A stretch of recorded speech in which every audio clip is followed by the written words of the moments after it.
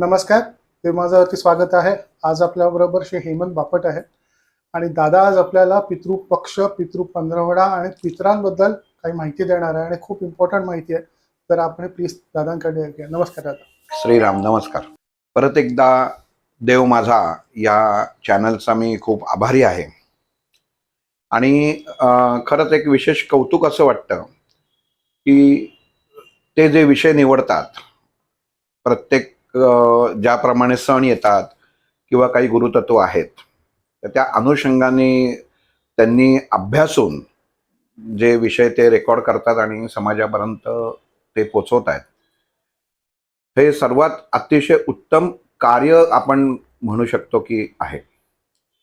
कारण मुळामध्ये काही गोष्टींचा कमर्शियलायझेशनमध्ये एवढंच असतं की जे रेकॉर्ड करतात त्यांना इतर ज्ञान नसतं, ते आपली फक्त भूमिका रेकॉर्डिंगची करत असतात. पण मी आता सरांची ही माझ्या मते 5वी-6वी वेळ आहे की अभ्यासू व्यक्तिमत्व असणं हे खूप गरजेचं असतं. कारण लिहून आणलेले प्रश्न आणि अभ्यास करून विचारलेले प्रश्न याच्यात खूप तफावत येते आणि खरंच मी या चॅनलचा खूपच आभारी आहे. आणि आपण सर्वांनी जे रेकॉर्ड करतात त्यांनी संधी दिली आहे आणि आपण समाजापर्यंत पोचू शकतो, आपले विचार मांडू शकतो. ही एक खूप मोठी त्यांच्याकडनं आपल्याला मिळालेली एक प्राप्ती आहे. त्यामुळं ह्या चॅनलचं सर मी पहिल्यांदा खूप खूप म्हणजे तुमचे आभार मानतो. आणि पितृपक्ष हा विषय सुरू करायच्या आधी माझे गुरु, ज्यांना मी गुरु मानतो, त्या वैद्य अशोक श्रीपाद भट यांना माझा नमस्कार. आपण आत्ता जर बघितलं की गुगल ह्या साईटवरती स्वयं हा शब्द जर सोडला, म्हणजे मी स्वतः काय आहे हे जर सोडलं, तर जगातली सगळ्या गोष्टींची माहिती मिळते. कुठं काय आहे, काय नाही आहे, असे हजारो व्हिडिओ आपल्याला पितृपंधरवडा ह्या विषयावरती नक्कीच आपल्याला गुगलमध्ये मिळू शकतात. जे जे आचार्य आहेत, पंडित जे आहेत, त्यांनी प्रत्येकाने अभ्यासून किंवा आपल्या धर्मशास्त्राच्या अनुसरून जे विषयाची मांडणी केलेली असतं ते आपल्यापर्यंत कानापर्यंत येत असतं. इथं आज हा विषय मांडताना मुख्यत्वे काही गोष्टी ज्या माझ्या गुरु नजरेतून, म्हणजे जे आमची चर्चा व्हायची माझ्या गुरूंची आणि त्यांचे जे मोठे बंधू होते, श्री श्री भट हे भारतीय ज्योतिष असोसिएशनचे अध्यक्ष होते. खूप मोठे ज्योतिषी होते मुंबईला, डोंबिवलीला. आता देहात ते नाहीत. पण अशा काही खरंच अवलिया लोकांच्या संपर्कामध्ये आल्यामुळे खूप मला ज्ञानामृत प्राप्त झालं. तर त्यातलं जे काही विषय व्हायचे पितृपंधरवड्याच्या बाबतीत व्हायचे, तर ते सुद्धा थोडंसं मी आपल्यापर्यंत पोचवायचा प्रयत्न करतो. आपल्याला सर्वांना माहिती आहे की भाद्रपद पौर्णिमा ते पुढं आपल्याला अश्विन अमावस्या इथपर्यंत हा पितृपंधरवड्याचा काळ असतो. दरवर्षी गणपती विसर्जन झाले की ही पौर्णिमा त्या दिवशी अनंत चतुर्दशीच्या दिवशी किंवा दुसऱ्या दिवशी ही चालू होते. हा महालय ह्याला म्हणतात, हे चालू होतं. आता ही गोष्ट जेव्हा चालू होते तेव्हा आपली सगळ्यांची लगबग चालू होते लोकांची, की आता आपल्याला श्राद्ध करायचं आहे आणि कोणाच्या घरात कोणी गेलं असेल तर त्या अनुषंगाने गुरुजींना विचारलं जातं की कशा प्रकारचे श्राद्ध करायचं आहे, मग आम्ही आत्ता करू शकतो का, तिथी काय आहे, वगैरे वगैरे विषय हे आता सर्वसाधारण झालेले आहेत. की तिथपर्यंत आपण आपल्या मोबाईलवर सुद्धा आता कॅलेंडर्स आलेले आहेत. तर त्यामुळे त्या अनुषंगाने आपण कुठल्याही मनुष्य तिथी वगैरे सोप्या पद्धतीने पंचांग आता बघायला सुरुवात झालेली आहे. पण मुळात असा भाग आहे की भगवद्गीतेच्या अध्याय 7 आणि 12 ह्याच्यामध्ये भगवान श्रीकृष्णांनी आत्मा आणि जे आत्ता आपण पितृ ह्या विषयावरशी जे बोलत आहोत, तर त्याला अनुषंगाने काही संदर्भ दिलेले आहेत किंवा भगवद्गीतेत आहेत. मुळामध्ये काय आहे की खूप लोकांचा गैरसमज आहे. हा सगळ्यात पहिला मी एक नंबरला घेतो की पितृपंधरवड्यामध्ये आम्ही श्राद्ध केलं की आम्ही केलेल्या सर्व पापातनं आम्ही मुक्त झालो.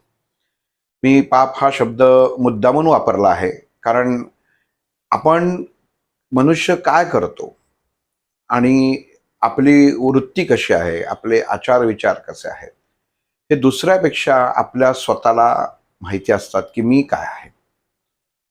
कारण पितृ पंधरवडा जर त्याचा अभ्यासला तर असं होतं की आता हे 15 दिवस पित्र आपल्या इथं येतात आणि कुठल्या तरी रूपाने, म्हणजे शास्त्रात असं लिहिलेलं आहे की कावळ्याची दृष्टी, काकदृष्टी, गायीच्या दृष्टीने येतात किंवा कुत्र्याच्या दृष्टीने, श्वान आपण म्हणू, की त्याच्या ह्या तिघा जणांची जर सेवा केली तर ती पितरांपर्यंत पोचते.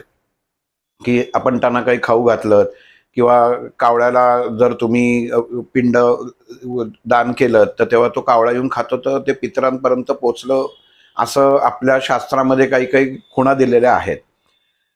पण गंमत अशी असते की एक स्वामी स्वरूपानंदांचा त्यांच्या त्यांनी जे अमृत गाथा लिहिली त्याच्यामध्ये एक श्लोक आहे की कर्म तैसे फळ लाभते केवळ, आणि का ते बोल लावू नये, पेरुनिया साळी गव्हाचे ते पीठ घ्यावया निशंक जाऊ नये. म्हणजे अर्थ असा आहे की मनुष्य जे कर्म करतो त्याच्या अनुषंगाने त्याला फल प्राप्त्यर्थ प्राप्त होत असतात. आजच्या जीवनामध्ये ह्याचा अर्थ समजून घेणं खूप गरजेचं आहे.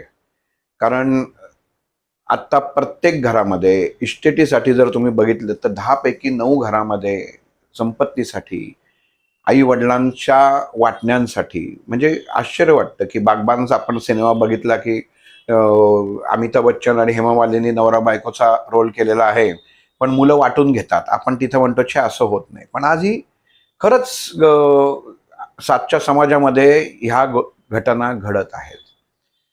आणि पितृदोष ह्या विषयामध्ये ह्या गोष्टी खूप महत्त्वाच्या येतात किंवा आहेत. आपण ह्याचं गांभीर्य लक्षात येणं खूप गरजेचं आहे की आपण जेव्हा पितृ पंधरवडा सुरू होतो तेव्हा आता प्रत्येकाची तिथी किंवा दिनांकाच्या अनुषंगाने बऱ्याच ठिकाणी वर्षाची श्राद्ध केली जातात. पण शास्त्र सांगतं की तिथी जी आहे ही सर्वात महत्त्वाची.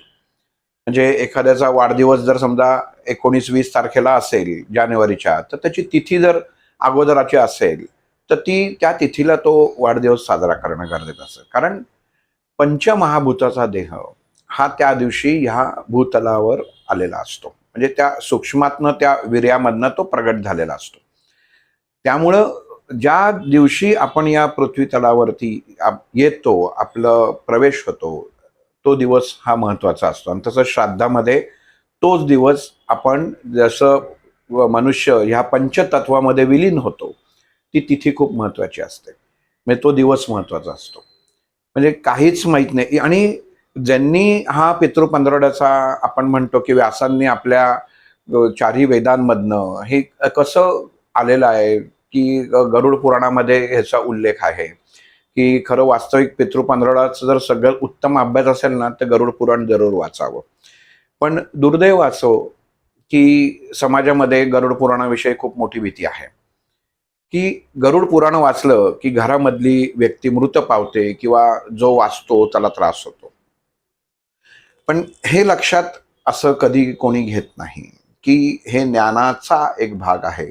आणि तसं जर असतं तर त्या परमेश्वर रूपी किंवा जे गुरूंचे गुरु होते, व्यास होते, तर त्यांनी हे लिहिलंच नसतं की समाजापर्यंत जर ते येऊन द्यायचं नसतं. तर जे ज्ञान आपण जीवन जगताना कसं जगलं पाहिजे हे कळण्यासाठी वाचणं जे गरजेचं आहे ते वाचलंच पाहिजे.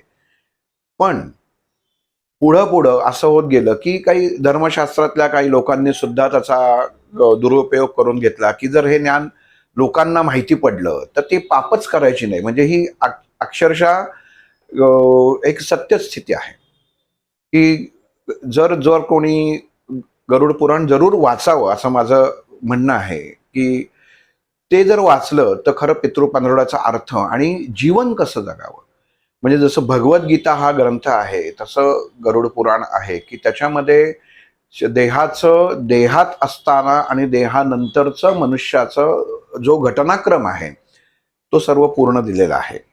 आणि त्याच्यातनं काय होऊ शकतं किंवा काय होतं हे सगळ्यात महत्त्वाचं आहे की मृत्यूनंतर काय होतं. आता ह्याला कसं आहे की जी अधिकारी व्यक्ती सांगतात ते प्रमाण असतं. कुठं दिलेलं आहे, कोणी सांगितलेलं आहे. हजारो असं म्हणतात. म्हणजे मी जेव्हा माझ्या गुरूंना हा प्रश्न विचारला, की काय हो, की असं नरकामध्ये गेलं की तेलात टाकतात आणि म्हणजे तळून काढतात वगैरे असं याच्यामध्ये. तर ते एक त्यांनी असं मिश्किल हास्य केलं आणि म्हटले, कोणी सांगितलं होतं याच्यात? तर म्हटलं, काही नाही, मी असं ऐकलं याच्यामध्ये. म्हणजे कुठं ऐकलं? मग आमच्याकडंच चतुर्थीला पूजा करायला गुरुजी यायचे, तेव्हा असं घरामध्ये बोलता बोलता विषय झाला होता. तेव्हा त्यांनी एखादं ज्ञान, एखादा मनुष्य ज्या शाखेचा असतो त्या अनुषंगाने तो ज्ञान प्रत्येकाला देत असतो. तसं तेव्हा त्यांनी बोलता बोलता विषय झाला होता, की मनुष्य किती, त्यावेळची म्हणजे माझ्या लहानपणाची गोष्ट आहे ही. तर तेव्हाच ऐकलेलं. मी जेव्हा माझ्या गुरूंना विचारलं, तेव्हा ते गुरुजी पण वास्तविक थोडंसं वय झालेलं होतं. पण मला म्हणाले, त्यांच्याकडे तुम्ही जा आणि त्यांना विचारा, की स्वर्गामध्ये कुठल्या कंपन्याच्या कढया वापरतात. हा शब्द खूप महत्त्वाचा आहे. म्हणजे काही चेष्टेत आपण त्याची करू सुद्धा शकतो किंवा गांभीर्याने सुद्धा घेऊ शकतो. की तर मलाच थोडं हसू आलं, की असं कसं, म्हणजे मी एक विचार करायला लागलो, की पृथ्वी लोकात ठीक आहे, पण स्वर्ग लोकामध्ये कुठल्या कंपनीच्या कढया वापरत असेल आणि तेलाचं प्रोडक्शन, उत्पादन कुठं होत असेल किंवा कुठनं भुईमुगाचं तेल आहे का कुठलं तेल वापरत असतील, की ज्याच्यामध्ये माणसांना उकळत असते. हे काय आहे, की जेव्हा शास्त्रामध्ये किंवा एखाद्या धार्मिक पुस्तकामध्ये शिक्षा दिलेल्या जातात, जसं आपण पत्रिका बघतो, की पूर्व जन्मातली योनी कुठली होती, तर सर्प योनी म्हटल्यानंतर काय सगळे सर्प नसतात. सर्प प्रजातीत जे प्राणी असतात ना, त्या अनुषंगाने मग बरेच गांडूळ आहे, बरेच प्राणी त्याच्यामध्ये येतात, की त्या वर्गामधला एक असं त्याचं आहे. पण तो गटप्रमुख म्हणून सर्प कळावा म्हणून ते दिलेलं असतं किंवा सिंह योनीत असतो. मग सिंह योनीत म्हणजे काय, की ते सिंहाचं जसे गुण आहेत तर त्या योनीमध्ये असलेलं पूर्व जन्म असं त्याच्यात दिलेलं आहे. आणि इथं मग त्यांनी मला सांगितलं, की हे असं जे लिहितात किंवा तळतात, भाजतात, मारतात साखळदंडानी. जर तुम्ही खरंच जर नीट विचार केलात, की साखळदंड आणले कुठनं? किंवा नाहीतर मग तिथं कुठल्यातरी फॅक्टरी निश्चितच असतील, असं सुद्धा आपण मानायला पाहिजे. पण ह्याचं उत्तर असं आहे, की जो आपण जीवन जेव्हा आपण जगत असतो, तेव्हा आपल्यातनं जे चूक होते, तर गांभीर्य लक्षात येण्यासाठी म्हणजे आपण प्रत्येकाला लहानपणापासून पायाला, अंगठ्याला ठेच लागलेली असते, कधीतरी अंगावर तेल उडालेलं असतं किंवा कशात तरी, म्हणजे ह्या गोष्टी नित्यनियमन व्यावहारिक गोष्टी आहेत, की आपण प्रत्येकाने कधी ना कधीतरी अनुभवलेल्या असतात.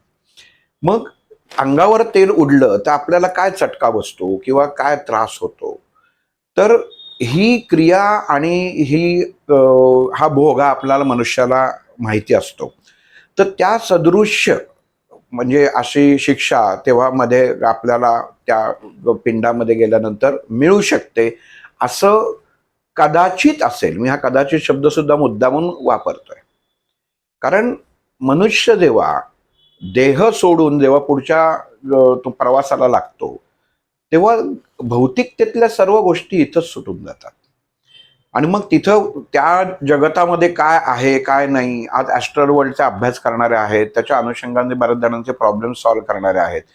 पण मला असं कुठं ऐकण्यातही आलं नाही किंवा नाही, की त्यांच्या जगामध्ये फ्रीज वापरतात, टीव्ही वापरतात, अमुक कपडे आहेत, तसं आहे, काही नाही. असं काही नाही. ती एक शक्ती आहे. म्हणजे एक आत्मा ही सुद्धा एक शक्ती आहे. कारण देह जर इथं आपण त्याच्यावर अंत्यसंस्कार करून जर जाळतो, गाडतो, तर ती तिथं काय जाणार? तिथं काहीच जाऊ शकत नाही. आणि आत्मा हा कधीही मरत नाही. आपल्याला सर्वांना माहिती आहे, की आत्मा हा एक संजीवन आहे. कायम जिवंत असणारं तेजाचं ते प्रतीक आहे, की दुसरा देह धारण करतो. आणि पितृ पंधरवड्यामध्ये आपण स्वतःच्या जीवाचा, आपण मुळामध्ये कसं आहे, की हा विषय इतका गांभीर्याने मनुष्य घेत नाही.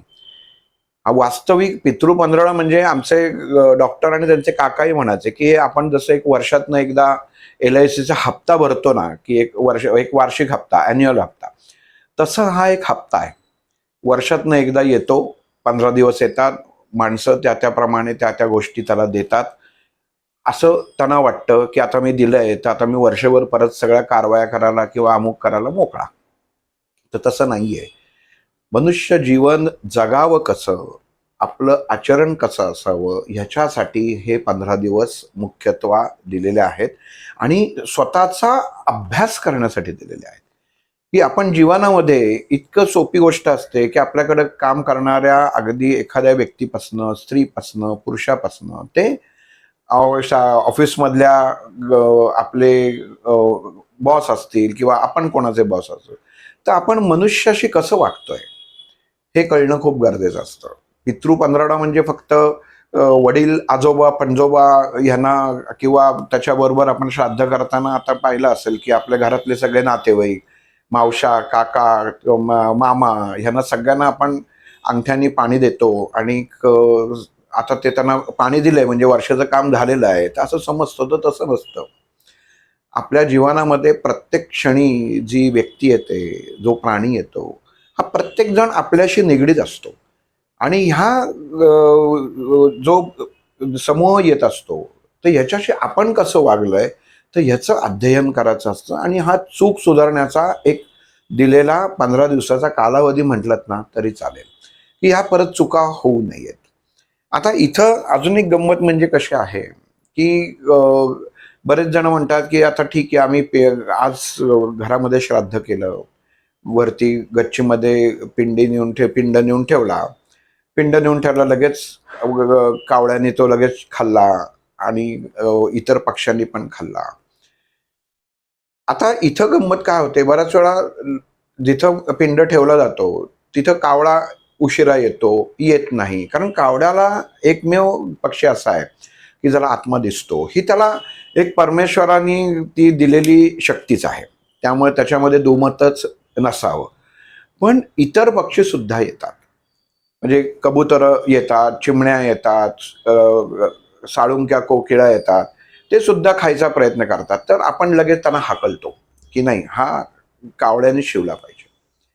वास्तविक काय आहे, की परत सांगतो, की जसं मगाशी सांगितलं, की पत्रिकातली योनी पूर्वकर्म, तसं ह्याच्यातली योनी जी आहे, ती कुठल्या मार्गाने कोण काय येईल हे सांगता येत नसतं. मग त्यांनी त्याचा जो भाग आहे तो येऊन तो घेऊन जातो. ह्याचं प्रमाण हे आपण स्वीकारणं गरजेचं आहे. हे जर स्वीकारलं नाहीत तुम्ही प्रमाण, की नाही माझ्या ठेवलेल्या पिंडाला जर कावळा शिवला तरच सगळं ओके आहे, म्हणजे सगळंच उत्तम आहे, नाहीतर काही उत्तम नाही. तर तसं नाहीये. कारण आपण आपलं काम करावं आणि ह्या जगतामध्ये जे अदृश्य रूपामध्ये ज्या गोष्टी वावरत असतात, त्या येऊन त्या घेऊन जातात. म्हणजे डोळ्याने तुम्हाला हे पक्षी दिसत असतात, पण त्याच वेळी त्या ठिकाणी ठेवलेले किडामुंगी असतात, छोट्या-छोट्या गोष्टी असतात. आणि विचार करा, की ज्या अन्नामध्ये जर तुम्ही ते तसंच 2 दिवस राहिलं, तर त्याच्यामध्ये सुद्धा किडे तयार होतात, म्हणजे अळ्या तयार होतात. म्हणजे त्या अन्नामध्ये सुद्धा ती ताकद असते. म्हणजे सांगायचा उद्देश असा आहे, की जे क्रिया आपण धार्मिक गोष्टींमध्ये करतो, तर ती केल्यानंतर फक्त आपण श्रद्धापूर्वक करावी, एवढा एक भाग आहे. आणि हे आता श्राद्धाचे जे प्रकार त्यांनी दिलेले आहेत, भरणी श्राद्ध आहे, नांदी श्राद्ध आहे. तर वार्षिक सुद्धा होतं, महिन्याचं सुद्धा असतं, आठवड्याचं असतं आणि रोजचं सुद्धा असतं. आणि ह्याच्यामध्ये मी कायम म्हणजे साऊथकडचं त्यांचं जे जेवणाची पद्धत आहे, तर मी काही वर्षापूर्वी साऊथला जायचा माझा एक योग आला आणि मी असं बघितलं, की भात केल्यानंतर तो शेवटचा एवढासा घास ती लोकं त्या ताटामध्ये ठेवायची. तर मला कळलं नाही, की काय भानगड काय? सगळंच ठेवायचं. आणि म्हणून तिथल्या मी ज्यांना विचारलं, की हॉटेलमधल्यांना, की हे का ठेवतात? तर त्यांचं असं म्हणणं पडलं, की हे इथली पद्धत अशी आहे, की एक एवढासा घास ठेवला, की ते जिथं ते ताट घासलं जातं, तर तिथनं ते बाजूला ते एक तो घास बाजूला केला जातो आणि तो किड्या-मुंग्यांसाठी तो सोडला जातो. म्हणजे हा एक विचार हा सुद्धा खूप उत्तम आहे आणि म्हणून आपण घरामध्ये अन्न टाकावं असं नाही. कारण हा जसा तिथला प्रकार आहे किंवा तिथलं रोजचं गणित आहे, तसं आपल्या शास्त्रामध्ये जे दिलेलं आहे, की आपण जर या पित्रांपासनं कायम जर मुक्तता हवी असेल, कारण पितृदोष हा सर्वात गंभीर दोष आहे. म्हणजे मनुष्याच्या पत्रिकेमध्ये असणार. आणि इथं बऱ्याच जणांची गफलत काय होते, की पितृश्राद्ध आणि पितृदोषाला एकत्र समजतात, की दोन्ही एकच. तर तसं नाहीये. पितृदोष म्हणजे ज्योतिषशास्त्राच्या अनुषंगाने आपल्या पत्रिकेमध्ये पंचम स्थानी किंवा नवम स्थानी सूर्य, शनी आणि मंगळ हे एकत्र त्यांची युती होते, तर त्या दोषाला पितृदोष म्हणतात. तर हा मी का तुम्हाला सांगतोय, कारण आपण सहज कुठे गेलो, काय झालं, अनेक अडचणी आहेत, मग तुम्हाला बहुतेक पितृदोष आहे. तर आपल्याला स्वतःचा अभ्यास करणं कळलं पाहिजे, की आपण सगळ्यांकडे पत्रिका असतात. गुगलवरती मगाशी सांगितलं तसं पटकन आपण हे करू शकतो. आपल्या घरांमध्ये काय आहे ते बघू शकतो. आहे का खरंच?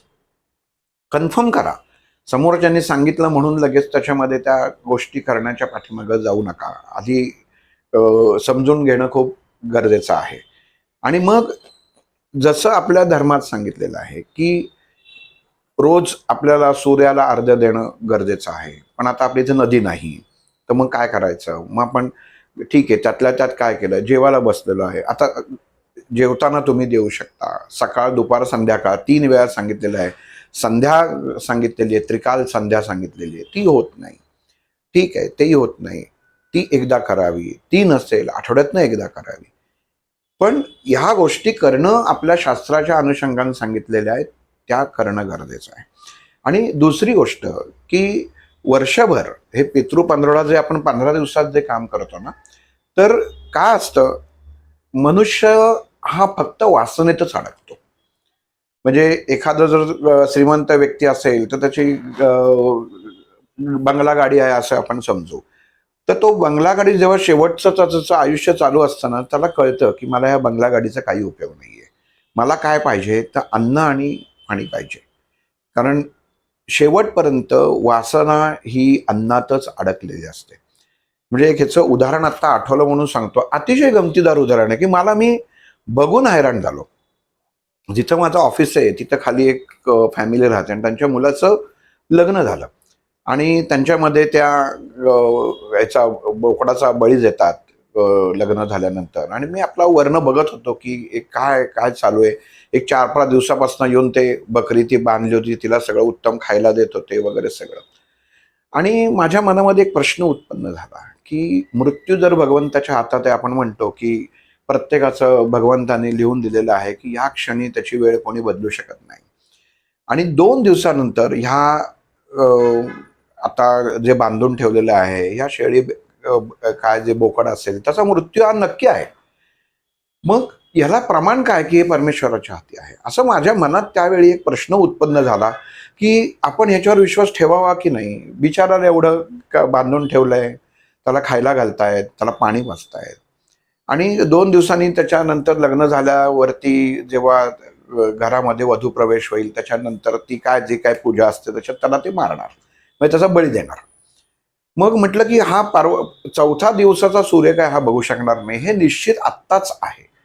हे मग तसं मग मला हा प्रश्न जरा थोडासा अस्वस्थ करून गेला, की म्हटलं ही काय भानगड आहे? मग आपण परमेश्वर शक्तीवर विश्वास ठेवायला पाहिजे का नाही ठेवायला पाहिजे? किंवा एखादा फाशी देणारा कैदी असेल, तर बघा त्याच्यावर ते दिलं जातं, की अमुक दिवशी पहाटे त्याला फाशी दिली जाईल. म्हणजे मृत्यूवरती मोहर आपण हा मनुष्यच लावतो त्यावेळी.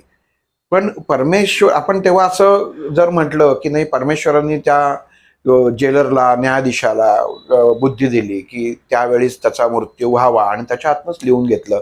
अशी एक आपण पळवाट त्याच्यामध्ये काढू शकतो ह्याला. पण गंमत अशी आहे, की ह्या ज्या गोष्टी आहेत ना, ह्या आपल्या स्वतःच्या कर्माशी निगडीत आहेत. आणि मी हे उदाहरण आधी पूर्ण करतो, की मी त्या 2 दिवसानंतर ते बघितलं, की काय ह्याच्यामध्ये त्या मग त्याला गळ्यात तो हार घातला गेला. त्याला कपाळाला जे काय बुक्का, गुलाल वगैरे काय ते लावलं गेलं. आणि जो तो हलाल करणार होता, ती व्यक्ती आली. त्यांनी त्याच्यामध्ये हे केलं. वास्तविक मी आता हे सांगायचं तुम्हाला थोडंसं कारण एवढं सांगतोय, की आपल्याला ना आयुष्याची आणि जीवनाची आहे ना सत्यता, रिॲलिटी कळणं गरजेचं आहे ह्याच्यासाठी. आणि पाहिलं की ते जिथं तो पाला ठेवला होता तिथंच ती बकरी उभी होती. आणि त्यांनी ते मारायला घेतलं, त्याला त्याचं संबंध तोंड पाण्याने भिजवलं, माहित नाही कशासाठी किंवा काय याच्यामध्ये आलं. पण तरी त्या बकऱ्यांनी खाणं काही सोडत नव्हतं. म्हणजे त्याच्या तोंडात ते खाणं सगळं चालू होतं त्याच्या. आणि जसं त्याला हे केलं तरी मी बघितलं की जेव्हा धडा वेगळा त्याचा जो तो मुंडकं झालं, तरी काही सेकंद ते तोंडामधली पानं तसं तोंड हालत होतं ते खाण्यासाठी. हे मला मी याच्यावरती खूप विचार केला, गहन विचार केला की काय आहे. आणि तेव्हा असं लक्षात आलं, 2-3 अधिकारी व्यक्तींशी बोलणं झालं, शंकराचार्यांशी बोलणं झालं, की मनुष्य हा फक्त अन्नामध्ये, वासनेमध्ये अडकलेला असतो.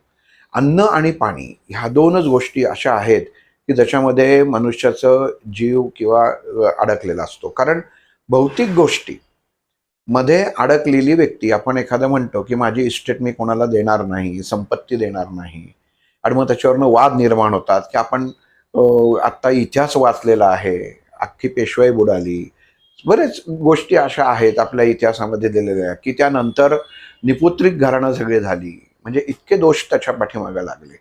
तर ही जी गोष्ट जी आहे, ही गोष्ट तुमच्या आता पितृ पंधरवड्यामध्ये मुख्यत्वे आपण जसं म्हणतो की त्याचं त्याच्यावरती उपाय केला जातो की काय करता येईल ह्या गोष्टी. म्हणजे अख्खी एवढी मोठमोठी घराणी संपलेली आहेत की ज्यांना मुलं होत नाहीत किंवा ज्यांना इस्टेडीचा त्रास आहे, आणि काही गंभीर गोष्टी असतात घरामध्ये, कायम वर्षभर आजारपणं असतात. ह्या सर्व ज्या गोष्टी आहेत ह्या मुळात ह्या आपल्यातल्या घरातल्या माणसांच्या कुठल्या तरी चुकीच्या कृतीमुळे चालू झालेल्या असतात. म्हणजे हे चालू होण्यासाठी फक्त दोष किंवा ह्या नसतात. जर मला एखादी गोष्ट जर कळली की माझ्या घरातली अमुक अमुक व्यक्ती ही चुकीची वागते आणि जर तिला मी अनुमोदन दिलं, तर याचा अर्थ असा झाला की मला ती गोष्ट मान्य आहे. म्हणजे त्याला मी कितीही रामनाम जप करो, कितीही अगदी रोज स्वामींच्या मठात जाओ, महाराजांच्या मठात जाओ, पण माझी जर वैचारिकता आणि माझे जर विचार चुकीचे असतील आणि ते मुळामध्ये स्वतःच्या स्वार्थासाठी असतील ना, तर तो एक महापातक, महापाप समजला आहे.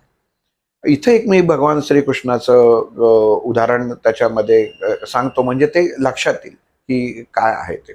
की भगवान श्रीकृष्ण हा अर्जुनाच्या बरोबर होता. एक कृष्ण बघा, तुम्ही प्रत्येक भूमिकेमध्ये तो वावरलेला आहे, की अगदी लहानपणापासून चोरापासनं ते अगदी म्हणजे माखन चोर त्याला म्हटलेलं आहे. आणि ह्या प्रत्येक भूमिकेत न तो जेव्हा पुढं पुढे घेत गेला, तेव्हा परत त्या जुन्या भूमिकेमध्ये तो कधी शिरला नाही किंवा तिथं परत कधी आला नाही, की मग ती एक एक भूमिका संपली की तो सोडून मोकळा झाला.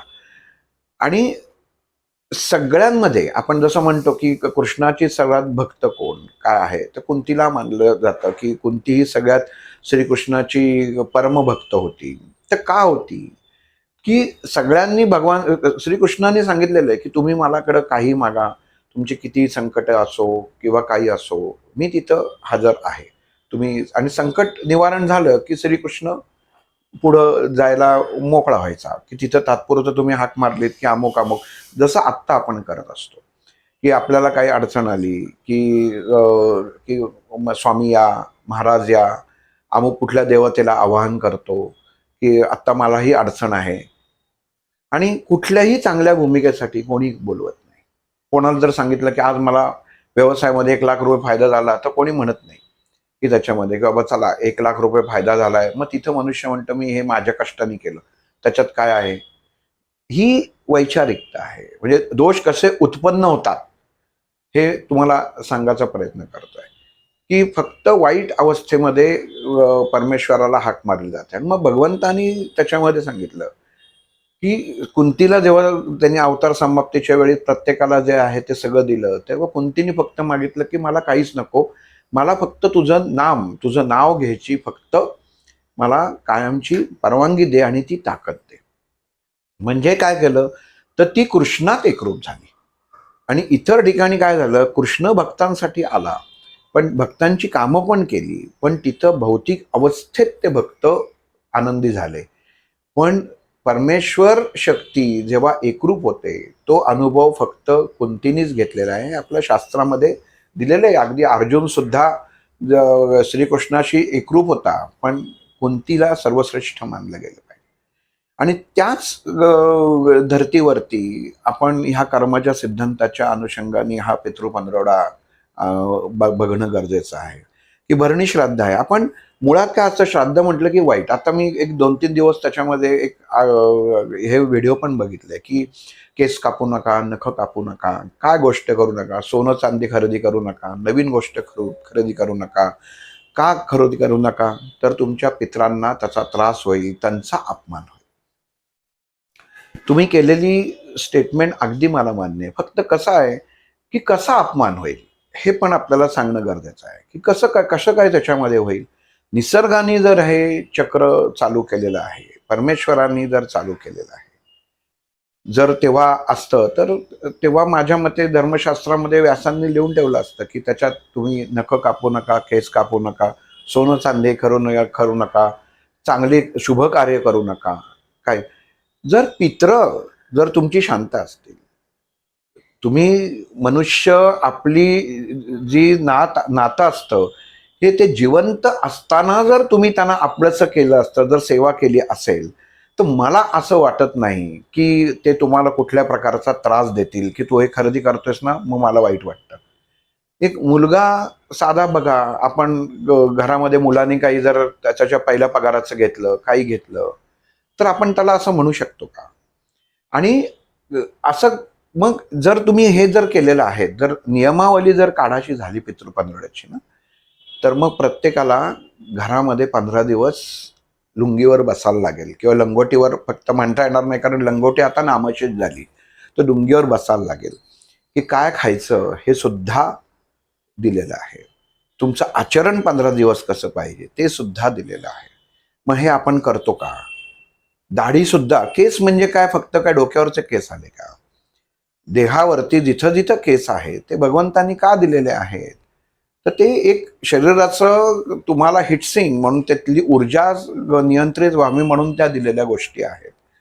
आणि हे नित्यकर्म आणि व्यावहारिक कर्म आहे. केस कापणं किंवा नख कापणं हे व्यावहारिक कर्म आहे. ह्याच्याशी तुम्ही कुठल्याही शास्त्राशी जोडू नका, असं मला एक खरंच कळकळीची विनंती आहे. कारण काय होतं, समाजामध्ये यांनी खूप अविचार निर्माण होतो. मग जे आपण म्हणू की ज्वेलर्स जे आहेत, आपण त्यांची सोन्या चांदीची दुकान आहे, मग त्याच्याकडे माणूस जातच नाही का? तसं असतं तर त्यांनी बंदच ठेवली असती. आपण जसं म्हणतो की दक्षिणेकडे दरवाजा नसावा, दक्षिणेकडं तुम्ही दार केलेल्या ठिकाणी व्यवसाय असेल तर होत नाही. मग पुण्यामधल्या गाडगिळांचं दुकान बघा, दक्षिणेकडं मुख आहे, उत्तम व्यवसाय होतो. मग त्यांचा होतो तो तुमचाही व्हायला पाहिजे. आणि जर होत नसेल तर तो का होत नाही ना, ह्याचा विचार करणं गरजेचं असतं. आपण जागेला नावं ठेवतो किंवा पितृदोष आता आपण म्हणतो की, आणि ह्याच्यात काय होतं की मनुष्य थोडासा अडाणी असतो. कारण धर्म आपण वाचत नाही, ऐकतो. हल्ली छोट्या छोट्या क्लिप्स पण आपल्याला त्याच्यामध्ये पाहायला मिळतात की त्याच्यामध्ये पटकन सांगितलेलं असतं की अमुक करा आणि कुत्ते को खाना खिलाव, पितृदोषी से मुक्त. एवढं सोपं आहे का? आई वडिलांना जिवंत असताना सुख तुम्ही दिलत का? त्यांचा विचार केलात का? त्यांना वृद्धाश्रमात तुम्ही बाजूला ठेवलं. मुलं सहज त्यांनी अमेरिकेत निघून गेली. म्हणजे मला इतकं आश्चर्य वाटतं की काही दिवसापूर्वी जेव्हा वैकुंठामध्ये एकांचं अंत्यसंस्काराच्या वेळी गेलो, तर तिथं मी कॅमेरा बघितला. आता माझं इलेक्ट्रॉनिक्सचं फील्ड असेल तर म्हटलं हा म्हणजे हे नव्हता, CCTV कॅमेरा नव्हता, तर तो रेग्युलर रेकॉर्डिंग कॅमेरा होता. तर सहज आपलं तिथं आधीचं एकांचं कर्म चालू होतं म्हणून मी त्या तिथल्या माणसाला विचारलं की हे काय? तर तो म्हटलाय फॉरेनमधल्या मुलांसाठी ही सोय केलेली आहे की आई वडिलांचं जर कर्म करायला इथं येत नसेल तर इथनं हे पैसे भरायचे आणि इथनं आम्ही ट्रान्समिशन चालू करतो, त्यांना कोड पाठवतो, ते तिकडनं बसून बघतात. मला इतकं वाईट वाटलं ना की ती गोष्ट बघून की आपला धर्म कुठं चाललाय. की आपण आई वडिलांनी, आणि ह्या गोष्टी मी का म्हणजे हा विषय ह्याच्यासाठी मी असा वेगळ्यासाठी का घेतलाय, कारण हे मी जवळून पाहिलंय. आणि मी त्याची नावासकट सांगू शकतो. आंबेच्या इथं महाराष्ट्र फाउंडेशनचा वृद्धाश्रम आहे. डॉक्टर विनोद शाह हे ते बघत असतात. तिथं काही महिन्यापूर्वी जायचा योग आला आणि तिथली जी वृद्ध माणसं बघितली मी आणि काही जणांशी बोललो की काय आहे. आणि तिथं एकांनी मला त्यावेळी हातामध्ये श्रीखंडाचं एक छोटासा कप दिला आणि म्हणले की म्हटलं काय काका आज काय. आणि एवढा मोठा बॉक्समध्ये सगळ्यांना ते श्रीखंड वाटत होते. म्हटलं काय. म्हणले आज आमच्या लग्नाचा वाढदिवस आहे म्हणून तेव्हा हे करतोय. म्हटलं हो का. म्हटलं जरा हात पण जड झाला इथं थांबतो म्हणून थांबले. ती व्यक्ती टेल्को सारख्या ठिकाणी अधिकारी म्हणून काम करणारी आपली पत्नी त्यांच्या दोघांबरोबर वृद्धाश्रमाला राहते. मला एक आश्चर्य कुतूहल वाटलं आणि मी त्यांना विचारलं की इथं तुम्ही का राहताय, म्हणजे एवढ्या अधिकारी तुम्ही राहायला कुठं. ते म्हटलं मी फर्ग्युसन कॉलेज रोडवर आमचा बंगला आहे. पण दोन्ही मुलं इंजिनियर आहेत आणि दोन्ही मुलांना आम्ही काय झालं. म्हटलं आता काय हे आपण पेपरमध्ये वाचतो की वाटण्यांवरती आई वडिलांनंतर भांडणं होतात ते होतात म्हणून म्हटले आम्ही अगोदरच वाटण्या करून टाकल्या. सगळ्या मुलांना सगळं देऊन टाकलं आणि म्हटले मला 27,000 पेन्शन येते. म्हटलं तेवढं बास आहे. मुलांना आपणच संस्कार केलेले आहेत. हे शब्द नीट लक्षात घ्या. मी जे जे बोलतोय ते हे खूप महत्त्वाचे आहे की आपणच संस्कार केलेले आहे. उच्च शिक्षित आहेत, छानपैकी सुनबाई वगैरे सगळं आहेत आणि दोघंही चांगल्या हुद्द्यावरती अमेरिकेत नोकरीला आहेत. आणि घर पण म्हणले 2 मजली घर आहे. अजूनही घर आहे. म्हणजे मी पत्ता सांगू शकतो. श्रावण हॉटेलच्या अलीकडे जा, तिथे एक बंगला तुम्हाला बंद अवस्थेत दिसेल. तो त्यांचा बंगला आहे. म्हणजे पुराव्यासकट सांगतोय. तर तिथं ते म्हणले की ते केलं आणि 4च दिवसामध्ये हे जेव्हा आम्हाला डॉक्युमेंट्स करण्यासाठी मुलांना इथे यायला लागलं की त्याला रजा मिळत नव्हती, पण तो आला. दोघंही मुलं आली, डॉक्युमेंट्स केलं आणि 4च दिवसामध्ये दोन्ही मुलांनी आई वडिलांना घराबाहेर काढलं. बापरे. म्हणजे ही आज सत्य परिस्थिती आहे. आश्रम पण मी तुम्हाला सांगितलेला आहे. घैसास नाव ह्या व्यक्तीचं तिथं. त्याच्यामध्ये मी मुद्दामून का सांगतो आहे की गांभीर्य आपण लक्षात घेणं ह्या पितृ पंधरवड्यात खूप गरजेचं आहे. की आपण सहज समजतो की फक्त पाणी दिलं म्हणजे आपण सगळ्यातनं सुटलो, तर तसं नाहीये. तळतळ आणि तळमळ ही खूप मनुष्याची इतकी वाईट जेव्हा आपण घेतो तेव्हा आपण नामशेष झालेला असतो, हे लक्षात ठेवा. आणि मग त्यांनी तिथं ते म्हणले की आम्हाला बाहेर काढलं, पण म्हणले माझी पत्नी पण इथे ओळख करून देतो. आणि म्हणले आता बघा 27,000 आहेत, आम्ही इथं राहतो एका ह्याच्यामध्ये. मला म्हणले काही चिंता नाही. की म्हणले आता मला कळलं काय ते आपलं कुठं चुकलं. म्हणले संस्कार आम्हीच केलेत. म्हणजे काय असतं, उत्तम संस्कार केल्यावरती सुद्धा आपण म्हणतो ना, एखाद्या जमिनीमध्ये आपण उत्तम बीज लावलं तरी त्याला विषारी फळ येणार नाही ह्याची खात्री नाही. विषारी फळ येऊ शकतं त्याला. आणि खूप वाईट वाटलं. असंच अजून एका जणांच्या आजी होत्या, त्यांचंही नाव सांगतो, जोगळेकर म्हणून आजी होत्या. आणि लहान मुलांचं आपलं जे लोकरीचं विणतात ना, ते विणत बसल्या होत्या. म्हटलं आजी नमस्कार, आपण आपलं नाव काय. मग त्यांनी त्याच्यात सांगितलं नाव माझं जोगळेकर. म्हटलं किती दिवस झालं. तर म्हटलं अजून कालच तर आली आहे म्हणे. तर अजून माझं सामान यायचं आहे. म्हटलं काय काय तुम्हाला म्हणजे कशा काय आलात तुम्ही. एक कारण तिथं गेल्यानंतर मला असं माझ्या मनाने मला हे केलं की तू विचार तरी की काय कारण आहेत त्याला. तर म्हणले काही नाही, चुकून म्हणले 2दा माझा हात लागला आणि फक्त चहाचा कप सांडला म्हणून त्या आजीनं तिथपर्यंत नेऊन ठेवलं. आणि म्हणले की सुनेचं दिवस आत्ता आहेत. तर तिला म्हटलं की तू थोडीशी काळजी घे, तर माझी नजर लागेल म्हणून मला इथं आणून ठेवलंय तिची डिलिव्हरी होईपर्यंत. तर मला इतकं वाईट वाटलं की आपण काय अनुषंगाने विचार करायला पाहिजे, समाजामध्ये काय घडतं आहे. तसंच तिसरं बाहेर आलो. बोरा म्हणून, आज बोरा नाव किती मोठं आहे पुण्यामध्ये. एक मनुष्य बिड्या ओढत बसला होता. त्यांना म्हटलं आजोबा तुमचं नाव काय. तर ते काही बोलले नाही, फक्त बिड्या ओढत बसले, माझ्याशी काही बोलले नाही. समोरच्या बाकावर जाऊन बसले त्याच्यात. मग तिथे डॉक्टरांना म्हटलं डॉक्टर काय भानगड आहे. म्हटलं हे काय बोलत का नाही. ते म्हणले अतिशय पुण्यातले मोठे व्यापारी आहेत. 4 मुलं आहेत. 1-2 नाही, 4 मुलं आहेत. आणि त्यांची एवढी मालमत्ता आहे की खूप मोठं दान करतात, सगळं करतात. पण एकच चूक झाली, मुलांना सगळं दान केलं आणि मुलं फक्त दर रविवारी येऊन इथं त्यांना बिड्यांची बंडलं देऊन जातात आणि इथले पैसे भरून जातात, ह्याच्या व्यतिरिक्त काही करत नाही. हे मी तुम्हाला 3 उदाहरणं एवढ्यासाठी सांगितली की ह्यांच्या मुलांनी जर उद्या पितृपंधरवड्यामध्ये हे आई वडील प्रत्येक व्यक्ती जो आहे तो पुढच्या प्रवासाला कधी ना कधीतरी जात असतो, तर ह्यांना त्यातनं सुटका मिळेल का? म्हणजे किती उत्तम प्रकारे जर तुम्ही व्रत केलं, केस कापले नाहीत, नखं कापली नाहीत, खरेदी केली नाहीत, उत्तम गुरुजींकडनं येऊन तुम्ही उत्तम संस्कार केलेत आणि ही तुमची जी पित्र आहेत ही तुम्हाला माफ करतील का? तर नाही करणार. आणि मग अशा गोष्टींमध्ये जेव्हा आपल्यावरती प्रॉब्लेम्स येतात, अडचणी येतात, आणि ह्या मी इतक्या जवळनं बघतोय सध्या आणि बघितलेल्या आहेत की एकांचं माझ्याकडे अगदी म्हणजे मी तुम्हाला सांगतो, माझ्या जवळचाच मित्र, वडिलांना कॅन्सर झालेला, पुण्यामध्ये सिप्ला हॉस्पिटलमध्ये नेऊन ठेवलं. मग आम्ही त्यांना 10 वेळा सांगितलं, अरे तुम्ही दोघं भाऊ आहात, वडिलांना तिकडं कोण बघत नाहीयेत, आणि वडील अतिशय उच्च शिक्षित, आणि सगळं असंही नाहीये की घर छोटं होतं म्हणून ठेवलं किंवा काही असा विशिष्ट रोग असतो की जिथं आपण घरी सेवा करू शकत नाही, तर तसंही काही नव्हतं. पण नाही, आम्हाला नको म्हणून नेऊन ठेवलं. अरे म्हटलं भोगायला लागतं. ते काय नाही म्हटले, काय भोग बिग आहे, आमचे काही विश्वास नाही. दोन्ही एक मुलगा मोठा बँकेमध्ये अधिकारी आहे. सगळ्यांना पण काही नाही, कशावर फरक नाही पडला. वडील तिथं गेले, आईचे तळतळाट लागला, आणि दुर्दैवाने त्या ज्या मुलगा होता त्याच्या पत्नीला कॅन्सरच झाला आणि मरणाच्या स्टेजपर्यंत आला. मी हे का तुम्हाला सांगतो आहे की फक्त पितृपंधरवडा म्हणजे पित्रांना 15 दिवसात तुम्ही पाणी दिलं, एक दिवस त्यांच्यामध्ये सगळं करून, तर तसं नाहीये. तुम्ही तुमच्या आचरणामध्ये, वागण्यामध्ये बदल आणणं खूप गरजेचं आहे. कारण तो जर तुम्ही आणला नाहीत ना, तर तुम्ही कितीही पाणी द्या, किती अन्नदान करा, ज्या आई वडिलांना औषधाची गरज असते ते देत नाहीत.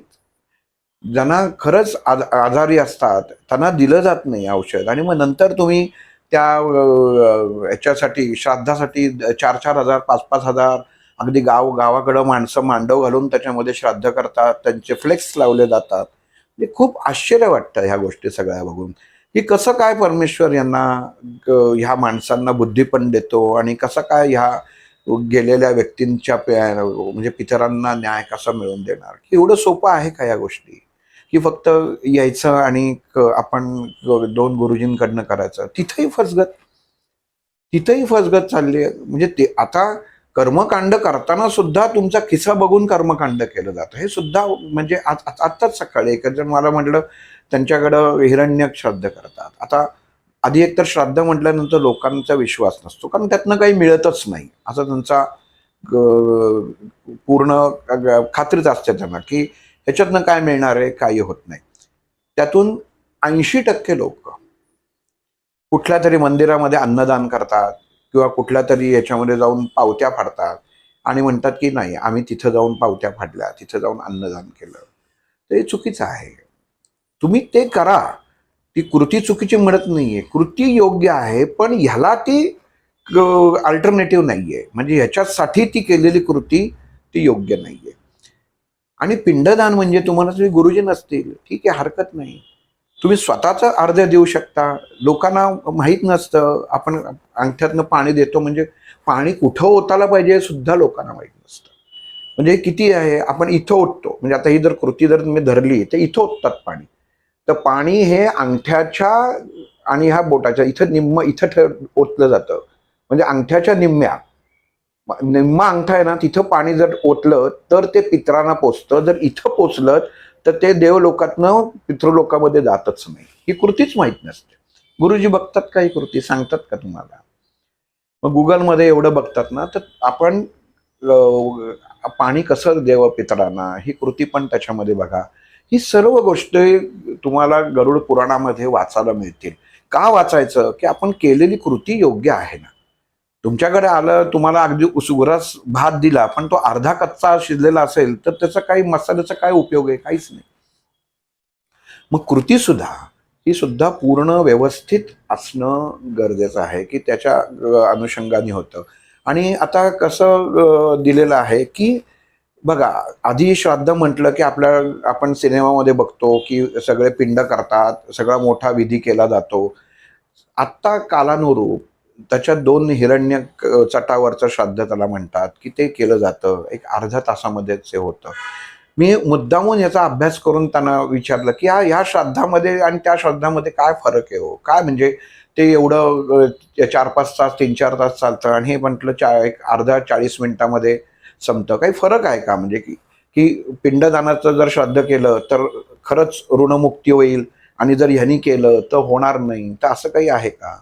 तर मग नाही, तेव्हाही कळलं की जे आपण जो 3 जणांचा तो प्रसाद दिला जातो, तर त्याच्याऐवजी पिंडाचं दान केलं जातं किंवा त्यावेळेला तो प्रसाद दिला जातो. एवढाच फरक असतो. मंत्र सगळे साधारण सारखेच असतात. आणि ह्याच्यामध्ये कसं असतं की एक गोष्ट थोडीशी सांगतो, की सव्य आणि अपसव्य. सव्य म्हणजे आपण जी गोष्ट देवतेसाठी आपल्यासाठी करत असतो, तेव्हा गळ्यामध्ये जे जानवं असतं ते डावीकडून उजवीकडे जातं आणि अपसव्यच्या वेळी ह्या खांद्यावरून म्हणजे उजव्या खांद्यावरून डावी खांद्याकडे. तर याच्यासाठी 2 गुरुजी असणं गरजेचं आहे. बरेच हल्ली काय होतं, की माहीत नसतं आपल्याला, की एखादा विधी कसा करावा. तर एकच गुरुजी दोन्ही विधी करतात तर नाही. तर 2 व्यक्ती वेगवेगळ्या पाहिजेत आणि हा आग्रह तुम्ही नक्कीच धरला पाहिजे, की 2 गुरुजींनी येऊन करावं. एकच व्यक्ती 2 भूमिका करून चालत नाही. हे पिंडदान आहे. ती व्यक्ती ते पिंड वेगळं असणं गरजेचं असतं. म्हणजे शास्त्रशुद्ध जर गोष्ट जर तुम्हाला करायची असेल, ही किरकोळ गोष्ट असते. आपण म्हणतो कशाला 2 जण पाहिजेत आणि काय पाहिजेत, नाही. फाफट पसारा देऊन 100 गोष्टी त्याच्यात सांगत लिस्ट देऊन बसतात किंवा अमुक एवढ्या सगळ्या गोष्टी पाहिजेत. तर अगदी सांगतो, की तुम्हाला जेव्हा श्राद्ध करायचं असतं ना, तर तेव्हा तुम्हाला अगदी लागणाऱ्या महत्त्वाच्या गोष्टी जे शास्त्रातनं सांगितलेल्या आहेत, ते सातू, काळे तीळ, नंतर तुळशीचं एक एवढंसं जरी सुद्धा तुम्हाला असेल ना, म्हणजे 5-10 पानं तेवढी बास आहेत. त्याच्यानंतर थोडीशी पांढरी फुलं लागतात. पांढरी फुलं तुम्ही आणणं, माका लागतो. माका नसेल तरी चालेल, कारण माका मिळतोच असं नाही. तर माका नसेल तरी चालेल, पण माका लागतो. 3 सुपाऱ्या लागतात, 3 नाणी लागतात. ह्याच्या आणि दर्भ जे गुरुजी घेऊन येतात. ह्याच्या व्यतिरिक्त काहीही लागत नाही. मुळामध्ये हे करताना, पिंडदान करताना किंवा आपण हे कर्म करताना, हे श्राद्ध करताना, हिरण्य करताना ह्याच्याशिवाय काही लागत नाही. एक गुरुजी बसतात. ते फक्त देवतेसाठी किंवा आपल्या बाजूनी बसत असतात, जे शुभ मानलं जातं. आणि एक गुरुजी असतात, ते पितरांच्यासाठी बसतात, जे अशुभ मानलं जातं. आता इथं सुद्धा मला गंमत वाटते. पितरांच्या बाजून म्हणजे त्याला अशुभ कसं म्हणतात? पितरं कोण? तुमचीच. मग त्याला अशुभ का म्हणतात? तर तसं नाहीये. तर ती विरुद्ध कृती म्हणून त्याला अशुभ असं म्हटलं झालं. काही शब्द सुद्धा चुकीचे आहेत, की ज्याच्यामध्ये आपण म्हणतो. पण मग ती त्या म्हणजे एकानं सातूनी सगळं दान दिलं जातं. बरं, त्याच्यामध्ये गोपीचंदन, जानवं असं दिलं जातं, की जे थोडक्यात ब्राह्मणाला त्याचं पुढचं आयुष्य उत्तम जगावं हा त्याच्यामध्ये एक अर्थ असतो. आणि जो अपसव्य करतो त्याला काळ्या तिळाचा दिला जातो. त्याच्याकडे फक्त उलट्या अंगठ्यानी सगळ्या गोष्टी दिल्या जातात आणि एकाला आशा दिल्या जातात. या 2 कृती आहेत. आणि ह्या कृती ज्या आहेत ना, तर तुम्ही रोज अगदी अंगठ्याने पाणी आहे ना, तुम्ही घरात सुद्धा कृती करू शकता. म्हणजे पितृ पंधरवड्यातच करायला पाहिजे आणि मग आपल्या पितरांना रोजच्या रोज सुद्धा तुम्ही हे श्राद्ध घरामध्ये करू शकता. सोपं आहे. आपल्याला करणं गरजेचं असतंच. कारण काय असतं, आपण मनुष्य स्वभाव आहे. आपल्याकडनं चुका ह्या प्रत्येक क्षणी होत असतात. व्यवहार आपण काही ठिकाणी फसवणूक करत असतो. पण आपलं जर भूमिका जर तुम्ही चोख नात्याची बजावली नाहीत, तर मनुष्याच्या येणाऱ्या पिढ्या मनुष्याला ज्यावेळी भोगायला लागतं ना, तर त्यावेळी त्याला कळतं की आपण काय पाप केलंय. पण तो कोणाला असं कोणी येऊन सांगतं का, की माझ्या आई-वडिलांना छळलंय किंवा माझ्या हातनं अमुक पाप झालंय, तमुक पाप झालंय, तर नाही सांगत. पण परमेश्वरांनी ही गोष्टच दिली असते. गंमत बघा ना, तुम्ही आता लहानपणी जर कोणाचं जर काही खोडरबर चोरलेलं असेल ना किंवा पेन्सिल चोरली असेल ना, तर तुमच्या म्हातारपणेपर्यंत लक्षात राहतं, की कोणाकडनं ₹1 जरी चोरला ते. किती परमेश्वरांनी उत्तम सोय आपल्या मेमरीची करून ठेवली. सगळं विसरतो. पण आपण कोणाचं जर काही घेतलं ना, तर मनुष्य विसरत नाही. पण जर तुम्ही कोणाला काही दिलं, तर ते तुमच्या स्मृतीतनं जातं किंवा जाऊ शकतं. पण चोरलेलं जाऊ शकत नाही. म्हणजेच सांगायचं कारण असं की आपण केलेलं वाईट कर्म मनुष्य शेवटच्या क्षणापर्यंत विसरत नाही.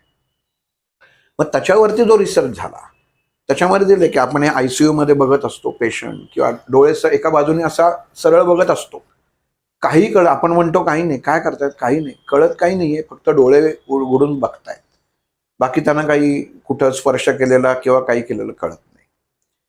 पण ह्याच्यावरती रिसर्च केल्यानंतर किंवा परत सांगतो, परत गरुड पुराण का वाचा तुम्ही त्याच्यासाठी सांगतोय की त्याच्यात दिलेलं आहे की मनुष्याचा जेव्हा अंतिम काळ जवळ येतो ना तेव्हा त्याचा जीवनपट त्याच्या डोळ्यासमोरनं जातो आणि तो जीवनपट डोळ्यासमोरनं जात असतो की आपण काय चुका केलेल्या आहेत आणि आपला काय हिशोब आहे, हा हिशोब सगळा तो मांडलेला जातो आणि ती शक्ती आपल्याला कळत नाही. म्हणून आपण आपल्या दृष्टिकोनातनं भौतिकतेतनं बघत असतो की आई असो बाबा असो ते फक्त डोळे उघडून बघतात, ह्याच्यात आपण समाधान मानतो.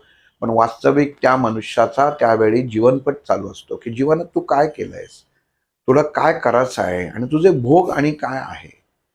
किती आपण म्हणतो ना की किती 2 आठवडे 4 आठवडे हॉस्पिटलमध्ये ऍडमिट होते, इतक्या अनंत सुया टोचल्या, अनंत नळ्या नाकात घातल्या, श्वासात सगळं पूर्ण म्हणजे कृत्रिमतेवर सगळा जीव सगळा चालू होता, पण शेवटी गेले. हे जे मी तुम्हाला सांगितलं की नरकामध्ये तळून काढणं, भाजून काढणं, हे जे भोग आहेत की नाही, एक तुम्ही साधी नळी घ्या बरं, एक बर्ड्सची नळी घ्या, कानात घालताना ती जर नाकात थोडीशी एवढी घालून बघा बरं काय होतं. म्हणजे तुम्हाला अंदाज येईल की ज्या व्यक्तीला जेव्हा त्याला ती घालतात तेव्हा त्याच्या पुढे हदवल असतो तो, त्याला काही माहितीच नसतं, कारण त्याच्या मनामध्ये तेवढंच असतो की मी जिवंत कसा राहील, मला ह्याच्यामधनं जगता कसं येईल. हाताला सुया टोचलेल्या असतात, 100 डॉक्टर येऊन वेगवेगळे डॉक्टर येऊन प्रयोग करत असतात. ह्या सर्व नरक यातना आहेत. म्हणून ज्यांना म्हणतात ना की एखादा पटकन हार्ट अटॅकने गेला, एका क्षणात घरात रात्री झोपले होते, झोपण्यामध्ये गेले, अतिशय उत्तम मृत्यू. म्हणजे जीवनामध्ये कुठंतरी उत्तम प्रकारे कर्म केलेलं असेल. पण इथं सुद्धा गंमत परमेश्वराने ठेवलेली आहे की जो उत्तम त्याच्यामध्ये आलाय, तुम्ही जर उत्तम जीवनाला कंटाळून जर आत्महत्या केल्या आहेत, आता आपण पेपरमध्ये बघतो की कालच एका याच्यामध्ये आलं की 4 जणांनी आत्महत्या केल्या. आत्महत्या केल्या म्हटल्यानंतर जीवन संपलं का? किंवा त्यांना आता त्यांच्या कोणी जे वंशज असतील त्यांनी त्यांना पाणी दिलं की मग त्यांना मुक्ती झाली का? तुम्ही एक व्यक्ती म्हणून विचार करा की अशी पित्र जी काय असतील, जी मुळामध्ये देहामध्ये असताना इतकी कंटाळलेली होती, काय होती, त्या जगतामध्ये जाऊन ती काय करणार? परमेश्वराच्या दिलेल्या अधिकाराच्या विरुद्ध वागून केलेली जी कृती होती, मग ती कृतीसाठी त्यांना ते भोग हे परत भोगण्यासाठी जन्म हा घ्यायला लागतो. मग आपण जे बघत असतो की एक 1.5-2 वर्षाचा मुलगा डंपर मागं घेता घेता डंपर खाली गेला, लहान मुलांचे मृत्यू बघत असतो. तर त्या व्यक्ती ज्यांनी आपलं आयुष्य संपवलेलं असतं तर त्यांचं असं उदाहरण धरून चाललो की एक 70 वर्ष आयुष्य असेल आणि 40 वर्षापर्यंत त्यांनी आत्महत्या केली, म्हणजे 30 वर्षाचं जे कॅल्क्युलेशन जे राहतं त्याचं, त्याला त्या पुढच्या जन्मामध्ये ते फेडायला लागतं. मग काही वेळा 5 वर्षानंतर त्याचा म्हणजे कुठं डंपर खाली मृत्यू होतो किंवा असा अनैसर्गिक मृत्यू म्हणतो, हा नैसर्गिक मृत्यू नाही.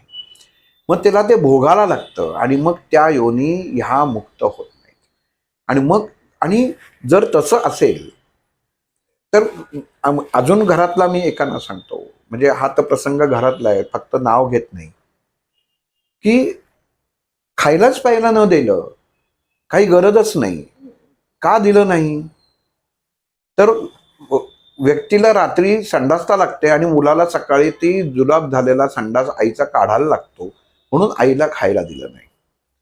आता तुम्ही मला सांगा ह्याच्यामध्ये त्या म्हाताऱ्या बाईचं किती मानसिक हाल झाले असतील की सकाळी संडासला होऊ नये, ही नैसर्गिक क्रिया आहे, ठीक आहे. शरीराच्या जसजसं वय वाढत जातं तसतसे मनुष्याच्या देहामधले असलेले ऑर्गन्समुळे फरक पडतो, त्याप्रमाणे जीवन मनुष्याला जगायला लागतं.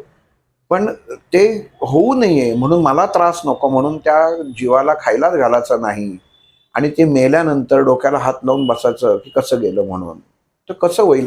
आणि त्याच पद्धतीने त्या व्यक्तीच्या मुलाचाही मृत्यू होतोय हे मी डोळ्यांनी पाहिलंय. की सदन सगळं सगळं हाताशी सगळं आहे, पण मृत्यू तसाच झाला आणि त्याच्या घरच्यांनाही विचारलं नाही. म्हणून म्हटलं ना की कर्म तैसे फळ आहे, की म्हणून आपण जे पेरतो ना ते उगवल्याशिवाय राहत नाही. म्हणून सहज सोपं हे पितृ पंधरवड्यातनं तुम्ही आपण जे म्हणतो की फक्त पितरांना शांत करणं, तर तसं नाही. आपण पितरांना काय त्रास दिलाय ना, हा तुम्ही आधी स्वतः एका कागदावर लिहा बरं, मनाच्या कागदावर लिहा की माझ्या हातनं अमुक अमुक चुका झालेल्या आहेत. फक्त त्याच्यामध्ये 10व्याच्या ठिकाणी फक्त कावळा शिवला म्हणजे आता सगळं संपलं. म्हणजे जीवनभर आपण त्रास देत असतो एखादी व्यक्ती आणि त्याला ती 10व्याच्या ठिकाणी बघा घाटावरती भीती असते, आता शिवतोय की नाही, शिवतोय की नाही. आणि गंमत म्हणजे अशी असते ना की सगळे नातेवाईक येतात, कारण त्यांना बऱ्याच जणांना माहिती असतं की ह्यांनी काय आपल्या आई वडिलांना छळलंय किंवा गेलेल्या व्यक्तीला छळलंय, तर ती बघायला मजा बघायला आलेले असतात की कावळा शिवतोय की नाही. ही एक सगळ्यात मोठी शोकांतिका आहे की त्यावेळी सगळे येऊन ते बघत असतात की काय. आणि शिवला तरी त्याच्यामध्ये कसं काय शिवला काय माहिती बघा, म्हणजे मुलानं माफ केलं. आणि नाही शिवला तरी बघा, म्हणजे त्रास दिलेलाच होता, कसा शिवणार. तर दोन्हीकडनं लोक बोलत असतात. पण एक फार मोठी गैरसमज आहे की पिंडाला कावळा शिवला म्हणजे मी मोकळं झालो, तसं नाहीये. पिंडाला कावळा शिवणं म्हणजे तुमच्याला ॲस्ट्रल वर्ल्डमध्ये त्या दरवाजामध्ये तुम्हाला आता एंट्री करून घेतलेली आहे, फक्त तो एंट्री पास आहे. हे अभ्यास करा. अभ्यासामध्ये तुम्हाला याच्यावरती बरीच पुस्तकं आहेत.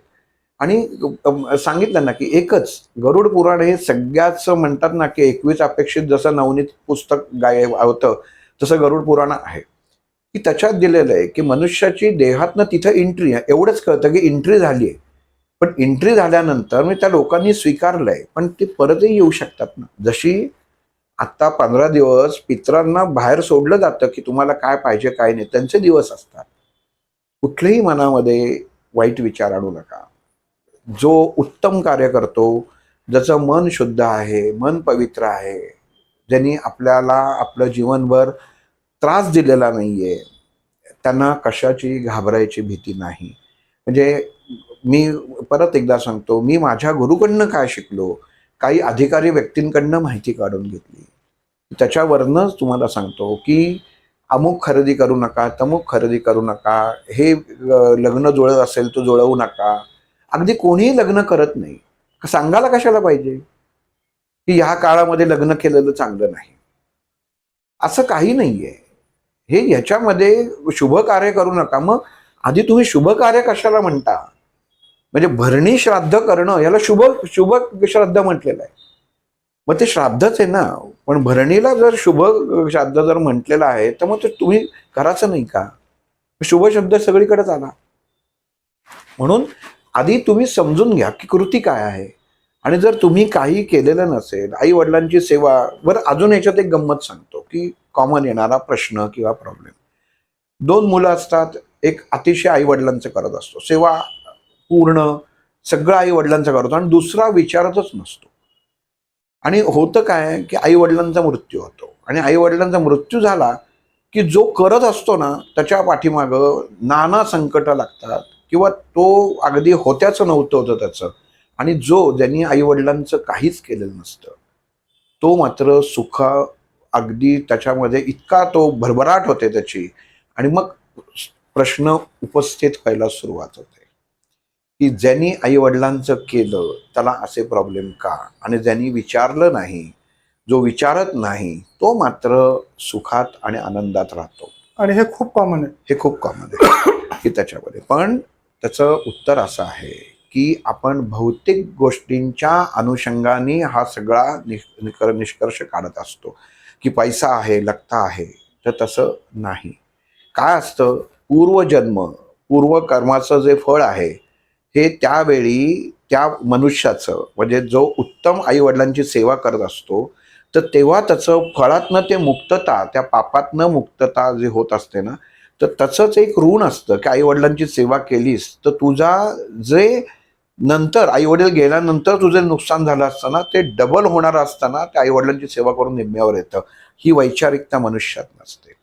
आणि तोच भाऊ, दुसरा भाऊ जो काही करत नाही, की ज्याच्याकडे सर्व तुम्ही पैसा लागता सर्व आहे, तर नीट त्याचा त्या व्यक्तिमत्वाचा अभ्यास केला तर त्याच्या जीवनामध्ये काय दोष राहतात किंवा त्याला काय त्रास होतो हे त्या व्यक्तीला माहिती असतो. आपण फक्त भौतिक दृष्टिकोनातनं बंगला आहे, गाडी आहे, उत्तम आहे, दागिने आहेत एवढ्याच गोष्टीतनं बघत असतो. शारीरिक मानसिक त्रास काय होत असतो हे आपण बघत नाही. आणि ही सगळ्यात मोठं दुर्दैव आहे की, आणि हा गैरसमज आहे की आपण आईवडिलांचं केलं नाही तर काही बिघडत नाही. मठामध्ये जाऊन मंदिरात जाऊन अन्नदान नाही, तुम्हाला श्राद्ध करणंच गरजेचं आहे. आपण आपल्या पितरांच्या नावाने कमीत कमी हिरण्य चटावरचं श्राद्ध तरी करावं. त्याला खर्चही जास्त येत नाही. म्हणजे आपण खर्चाच्या दृष्टीने आणि इतकं म्हणजे बघा, परमेश्वराने इतकी सगळ्या सुखसोयी करून ठेवल्या, चल तुला त्याला खर्च करता येत नाही ना, तुझ्या अन्नातला एक घास काढून तू बाजूला ठेव, तरी मला श्राद्ध झाल्यासारखं मी समजेन. एवढा समजूतदारपणा कोण केलेला आहे का, दाखवला आहे का? कोणीही नाही दाखवत. कुठल्याही प्रकारचं तुम्हाला अमुक एवढे पैसे द्या, एवढे शिधा द्या, हे जे प्रकार आहेत ना, हे सगळे मनुष्याने तयार केलेले प्रकार आहेत. ज्या गोष्टी वाहक असतात, ज्या गोष्टी जे आपण ह्याच्यातले तुळस असते किंवा माका वापरतात, पांढरी फुलं वापरतात, सातू वापरतात, हे वाहक आहेत. ह्या गोष्टी आपण म्हणतो ना, इथनं तिथं जायची सोय काय, तर त्या सोयी म्हणजे निरोप पोचवण्यापर्यंतचं मधलं साधन काय, तर ह्या साधन सामुग्री आहे त्याच्यामध्ये, की ती त्याची कामं करतात. ह्याच्या व्यतिरिक्त काही लागत नाही. तुम्ही जर आईवडिलांना छळलं असेल आणि तुम्ही जर 1,00,000 रुपये जर देणगी दिलीत, तुमचं पाप धुतलं जाणार नाही. तुम्ही जे कर्म केलेलं आहे त्या कर्माच्या अनुषंगाने तुम्हाला फळ हे मिळतं. हे भगवंतांनी भगवद्गीतेमध्ये 12व्या अध्यायात सांगितलेलं आहे. 7व्या अध्यायामधल्या काही श्लोकांमध्ये सांगितलेलं आहे की तुम्ही करू नका असं सांगितलेलं आहे. केल्यावरती फक्त आपण काय घेतो की फक्त पिंडदान करा, श्राद्ध करा म्हणजे सगळ्यातनं सुटाल. तसं जर असतं तर प्रत्येकाने, एक माझं तर म्हणणं आहे की 4,500-5,000 रुपये कुठल्या माणसाला मोठे नाहीत किंवा जास्त नाहीत. प्रत्येकाने नाशिकला त्रिपिंडी जाऊन इतर वेळी सुद्धा श्राद्ध करून तो आला असता. तर तसं नाही आहे. आपल्या कुंडलीमध्ये परमेश्वराने इतकं सुंदर सांगितलंय की खरंच विश्वास ठेवावा. आता एक साधी गोष्ट बघा, आपण घर विकत घेतो, तो आर्किटेक्ट आधी नकाशा तयार करतो, त्या नकाशाप्रमाणे ते घर असतं. असं कधी होत नाही की आर्किटेक्टने काढलेला नकाशा वेगळा आहे आणि आपलं घर वेगळं आहे, तर नाही. मग तुमच्या जन्मवेळेला तुम्हाला त्या भगवंतानी तुमचं जे मोजमाप आखून दिलेलं आहे त्या 12 घरांमध्ये, त्या अनुषंगात त्या उत्तम अभ्यासू ज्योतिषी असेल तर त्याला सगळं कळतं की ह्याचं पूर्वजन्मामध्ये पाप काय आहे. फक्त त्याला पितृदोष, सर्पदोष हे देऊन सगळं मोकळं झालेलं आहे. एवढं बोलून मोकळं झालं की तुम्ही अमुक करा, की तिथं त्याची फसगत चालू होते. आणि मुळामध्ये त्या यजमानांना असं वाटतं की आपण एवढा खर्च केला किंवा अमुक गोष्ट केली की माझी सगळी पापं धुतली जाणार आहेत.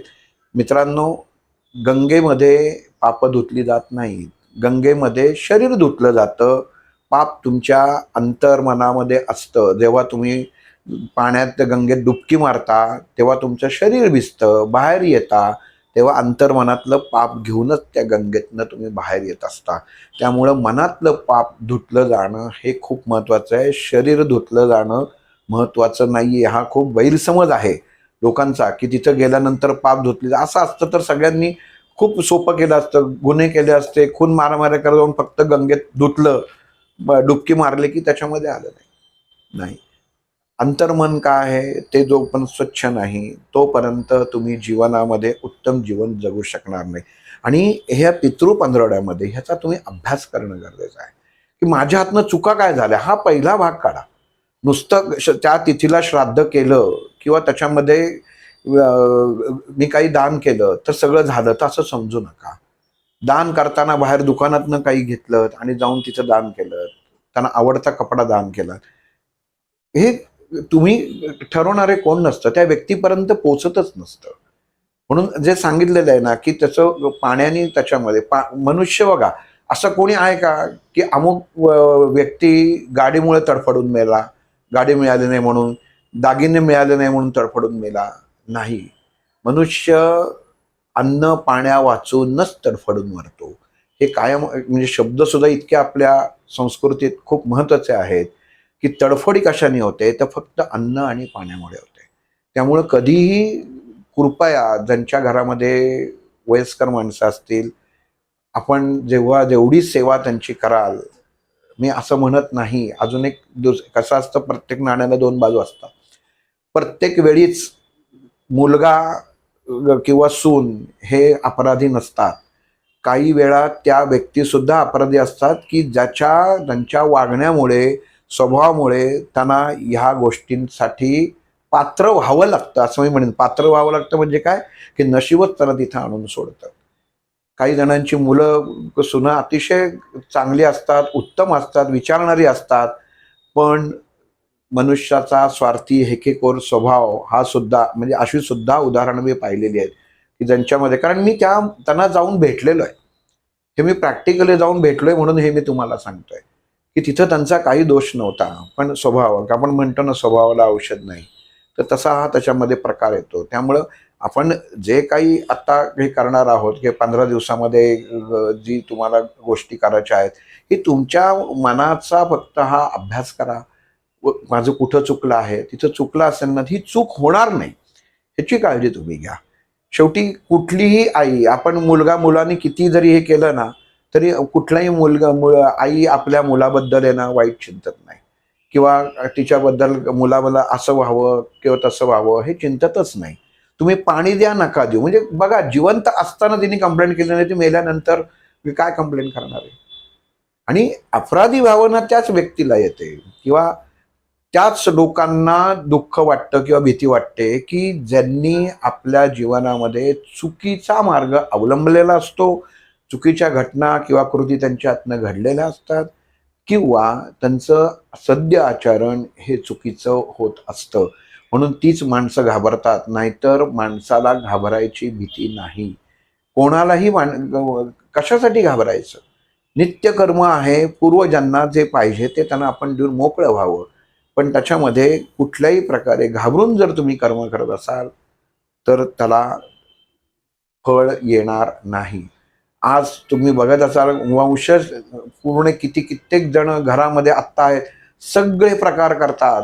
ज्योतिषी, त्यांच्या अजून सल्ले देणारे सर्वजण त्या धुवून घेतात, पैसा वाटेल तसा काढून घेतात, त्यांच्या अडचणी दूर होत नाहीत. कारण आई वडिलांना एवढ्याशा गोष्टीसाठी जो त्रास दिला असतो, तळतळ ही अतिशय वाईट गोष्ट आहे. जीवनामध्ये तुम्ही सगळं लोकांचं घ्या, मार खा, काही करा, पण जर कोणाची तळतळ जर घेतली आणि जर ती मुख्यत्वे जर आपल्या आई वडिलांची असेल, तर तिथं परमेश्वरही क्षमा करत नाही. हा नियम, हे सर्व आपल्याला गरुड पुराणामध्ये वाचायला मिळेल. फक्त त्याच्यासाठी कोण घरातली व्यक्ती मरायची वाट बघायची गरज नाही. आणि आपल्याला जर तुम्ही करताना रोज स्तोत्र वाचता, मंत्र वाचता, मठात जातो, साधना करतो, तर एवढं असेल तर तो मग परमेश्वर आपल्या बाबतीत निष्ठुर वाचेल का, करेल का? की एवढं ज्ञानाची जर गोष्ट जर मला ते वाचून माणसं घाबरतात, कारण सत्य परिस्थिती येतात म्हणून काही जण म्हणतात की ते वाचू नये. पण ते तुम्ही जरूर वाचावं की ह्या पितृ पंधरवड्याचं महत्त्व किंवा श्राद्धाचं महत्त्व किंवा जीवन कसं जगावं त्याचं तुम्हाला त्याच्यामधनं उत्तम ज्ञान होईल. मला अगदी खात्री आहे की हे पुस्तक म्हणजे अगदी संक्षिप्तमध्ये सुद्धा गरुड पुराण आता मिळायला लागलेले आहेत. छोट्या याच्यामध्ये अगदी पूर्ण तुम्ही दीर्घात वाचू नका, पण त्यातले महत्त्वाचे मुद्दे वाचणं गरजेचं आहे आणि हे समाजापर्यंत येणं गरजेचं आहे.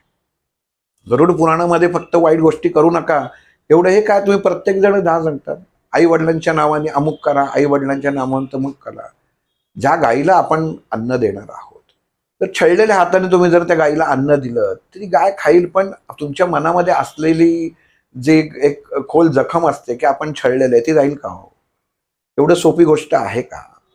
तर ती नाहीये. मग ते त्याच्यामध्ये तुम्हाला त्याचं भोग हा भोगाला तयार राहिलाच पाहिजे, कारण कर्म तुम्हीच केलेलं आहे आणि भगवद्गीता फक्त कर्माचा सिद्धांतच आहे. श्रीकृष्णाने जे सांगितलेलं आहे तो फक्त कर्माचाच सिद्धांत सांगितलाय. तसं असतं तर मला सांगा की श्रीकृष्णाने अभिमन्यूला वाचवलं नसतं का? एवढा जर अर्जुन आणि श्रीकृष्ण आपण एकत्र म्हणतो, सगळा सखा प्रिय एक काही म्हणा जे होतं, तर मग त्यांनी अर्जुनाच्या मुलाला मरण दिलं असतं का? त्यांनी वाचवलंच असतं. द्रौपदी त्याच्याशी भांडली श्रीकृष्णाशी येऊन की काय तुझे मी भक्तीचा उपयोग झाला, की तू माझ्या मुलाला वाचवू शकला नाहीस. तू काही न करता न विचार करता तू जिथं प्रगट होणारा, या जगाचा तू निर्माता, या जगाचा तू सांभाळ करणारा, माझ्या मुलाच्या वेळी मात्र तू आला नाहीस. हे एक आईने श्रीकृष्णाकडं तेव्हा कंप्लेंट केली, तक्रार केली. पण पुढच्या क्षणी द्रौपदी सावरली आणि ती श्रीकृष्णानं म्हणाली माझं चुकलं.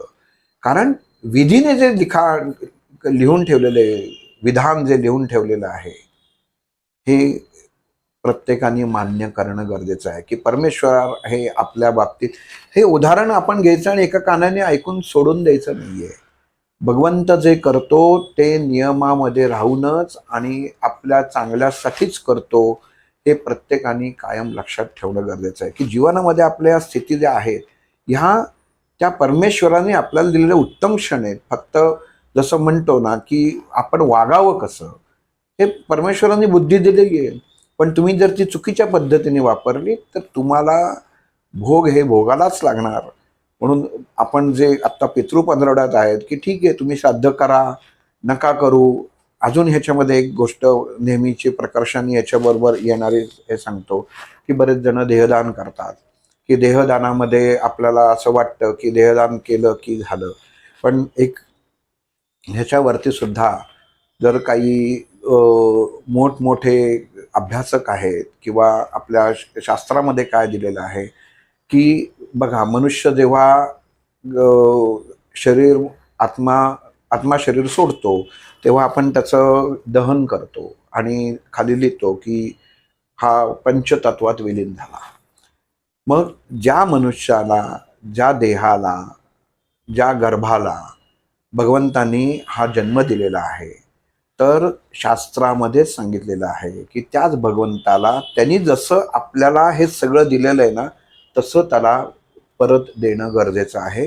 आणि ते अग्नीमार्फत दहन का महत्त्व दिलेलं आहे, तर अग्नीमार्फतच ते आपण बघा आपण काही जर परमेश्वराकडे मागायचं असेल ना तर प्रत्येक गोष्टीमध्ये आपण यज्ञकुंड केलं जातं, अग्नीमध्ये आपण देतो. कारण अग्नी ही एकमेव देवता आहे की मनुष्य आणि परमेश्वर ह्याच्यामधलं देवाणघेवाण करणारी, की जे पोचवू शकतं. आपण जे यज्ञामध्ये आहुती देतो ती परमेश्वरापर्यंत पोचवायचं काम अग्नी करते. म्हणून देह हा पंचतत्वात विलीन झाला आपण असं म्हणतो. तर दोन गोष्टी असतात. संन्यासी लोकांचं देहदान हा वेगळ्या पद्धतीने केलं जातं, त्यांचे काही नियम आहेत. तसंच आपला देह हा परमेश्वराकडेच गेला पाहिजे. देहदान करावं असं मी म्हणत नाही की हल्ली मुलांना शिक्षणासाठी त्या देहात उपयोग होतो काय होतं. मग तसं जर तुम्ही व्यावहारिक विचार केला तर कित्येक गव्हर्नमेंट हॉस्पिटलमध्ये बेवारस प्रेतं पडलेले असतात. तसंही तुम्ही विचार करायला पाहिजे की हा एक देहदान जो आहे हा वास्तविक प्रत्येकाचा स्वतःचा व्यक्ती स्वातंत्र्यावरती बोलणं थोडंसं माझ्या दृष्टिकोनानं चुकीचं होईल. पण शास्त्र काय सांगतंय की ज्या भगवंतानी तुम्हाला जसं दिलंय तसं त्याला तुम्हाला परत करणं हे खूप महत्त्वाचं असतं. ही पाची तत्व तिथं जाऊन मोकळे होणं गरजेचं असतं. हा एक बघा. दादा एक मी डॉक्टर्स ओळखीचे आहेत माझे खूप सारे, त्यांनी मला सांगितलं की जेव्हा देहदान केलं जातं त्यावेळी जे स्टुडंट्स आहेत फर्स्ट इयर आणि सेकंड इयरचे नॉर्मली स्टुडंट्स असतात जे डायसेक्शन करतात, त्यांना सांगितलं जातं आणि बजावलं जातं की तुम्ही ही जी देहदान कुठल्याही प्रकारे असो, की कोणी देहदान केलं असो की बेवारशी बॉडी असेल, तुम्ही एक तर त्यांच्याशी रिस्पेक्टफुली वागायचं आहे आणि दुसरं की ते झालं त्यांचं जे शिकण्याचं काम झालं त्याच्यानंतर जर तो हिंदू असेल तर हिंदूप्रमाणे त्याचे केले जातं, जे मुसलमान असेल तर मुसलमानाप्रमाणे केलं जातं. म्हणजे काही जण वाटतात की आम्ही इच्छा होती देहदानाची, आम्ही ती वडिलांची इच्छा पाळली, आता आम्ही श्राद्ध करायचं का? देहदान केल्यावर सुद्धा श्राद्ध हे करायलाच लागतं. कारण मुळात कसं आहे, श्राद्ध हा शरीर शरीर हा जो आहे, आपण म्हणतो ना की असं धरून चाला की तुम्ही बल्ब आणलात बाजारातनं आणि तो बल्ब तुम्ही घरामध्ये लावलात. काही काळानंतर तो बल्ब जातो. मग जातो म्हणजे काय होतं की त्यातली ती फिलामेंटची वायर जी तुटते, म्हणजे त्यातला आत्मा निघून गेला. मग राहतं काय, तर फक्त शरीर राहतं. मग ते राहिलेलं शरीर जे असतं ते त्याचा काही उपयोग नाही. तुम्हाला जसं पाहिजे तसा तुम्ही उपयोग करू शकता. तर पण जसं घेतलेलं आहे, परमेश्वराने देह हा जसा निर्मित केलेला आहे ना, तो बल्ब तसाच कुठेतरी टाकला तर तुम्हाला चालणार आहे का? मग तशी एखादं बंद असलेलं मशीन सुद्धा असतं. श्राद्ध हे आत्म्याच्या गतीसाठी केलं जातं. त्यामुळं ज्यांनी देहदान केलंय त्यांचं सुद्धा श्राद्ध होणं महत्वाचं आहे. आणि अजून एक गोष्ट की सध्या ही खूप चालते की काय अतिशय मनुष्य स्वतःच्या हाताने का आपण भोग उत्पन्न करून घेतो, की काही संस्था अशा आहेत की त्या घरी येऊन श्राद्ध करतात. तर किंवा जो 9वा-10वा विधी जो असतो की ते घरी येऊन करतात आणि एकदम करतात. म्हणजे आश्चर्य आहे की 9वा, 10वा, 11वा, 12वा असे सगळे विधी एकत्र करतात. काही ठिकाणी 9वा-10वा विधी 9व्याच दिवशी केला जातो. म्हणजे माझा एका माझ्या नातेवाईकांचं त्याच्या होतं की त्यांनी सांगितलं की 9वा-10वा एकत्र. म्हटलं कधी करणार आहे? ते म्हटले 9व्या दिवशी 10वा करणार आहे. म्हटलं दुसरा दिवस आदल्या दिवशी कसा करणार? जर 10व्याच्या दिवशी 9वा केला तर ठीक आहे, चल, पण ते सुद्धा चालत नाही. हे का घडतं?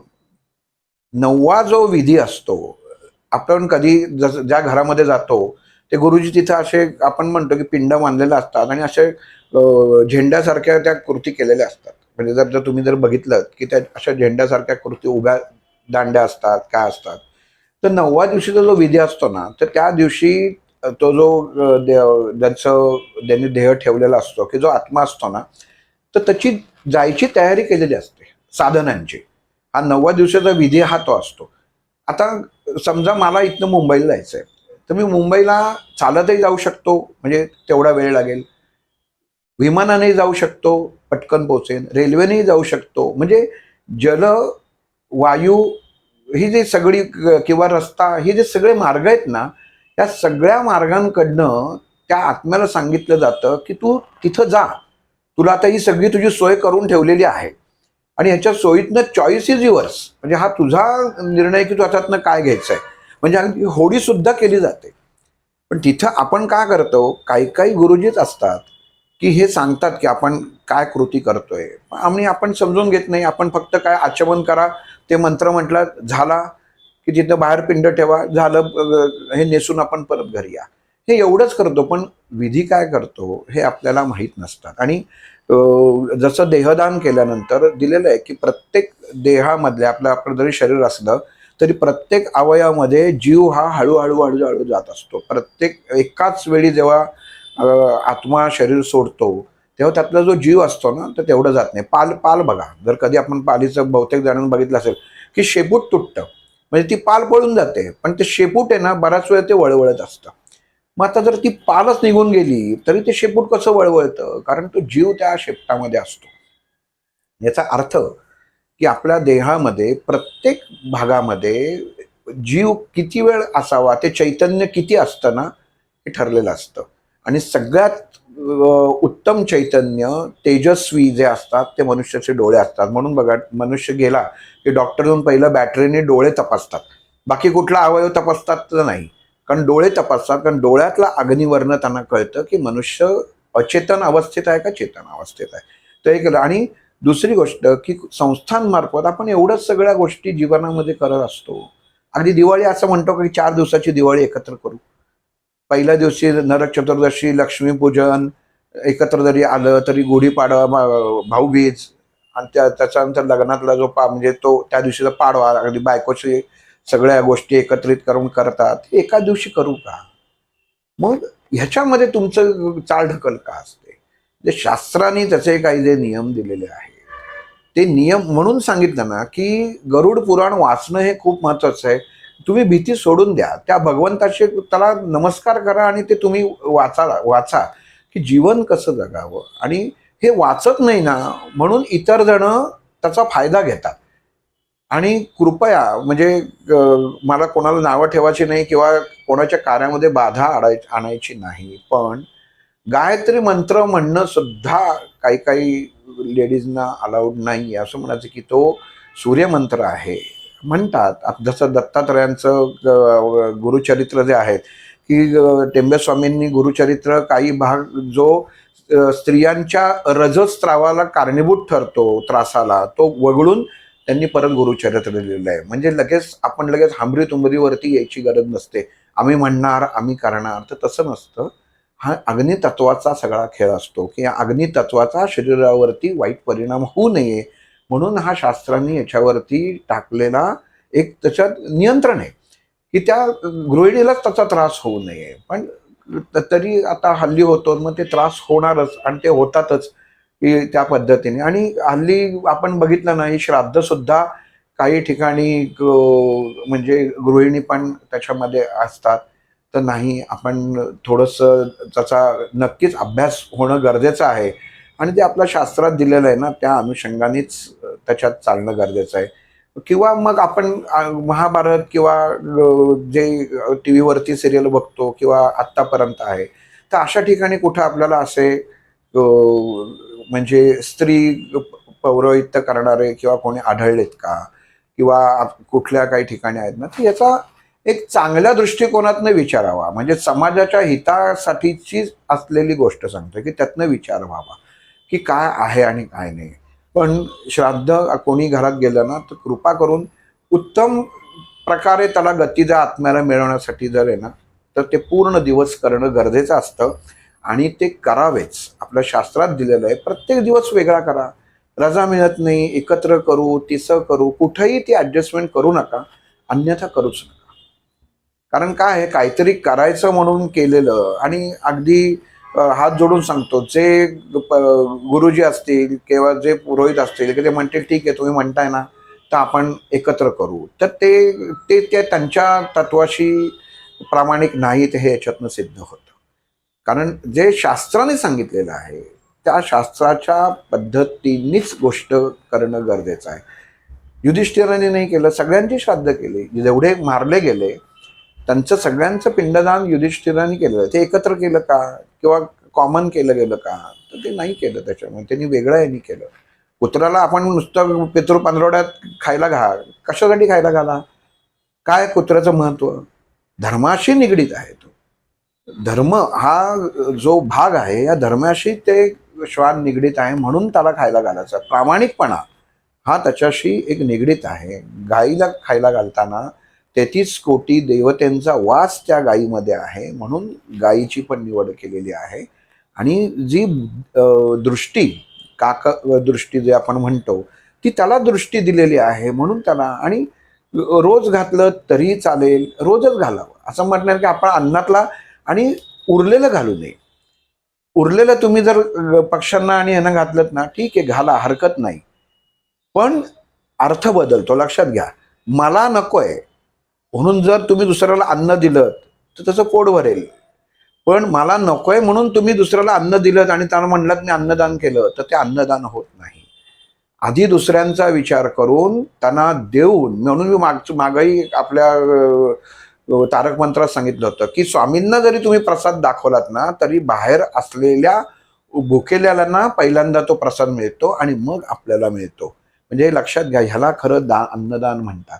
तुम्ही कुठल्याही प्रकारे श्राद्धाला इक्विव्हॅलंट विरुद्ध सम कृती फक्त अन्नदान होत नाही. श्राद्ध ही कृती करणं गरजेचं असतं आणि सोप्या पद्धतीने दिलेलं असतं.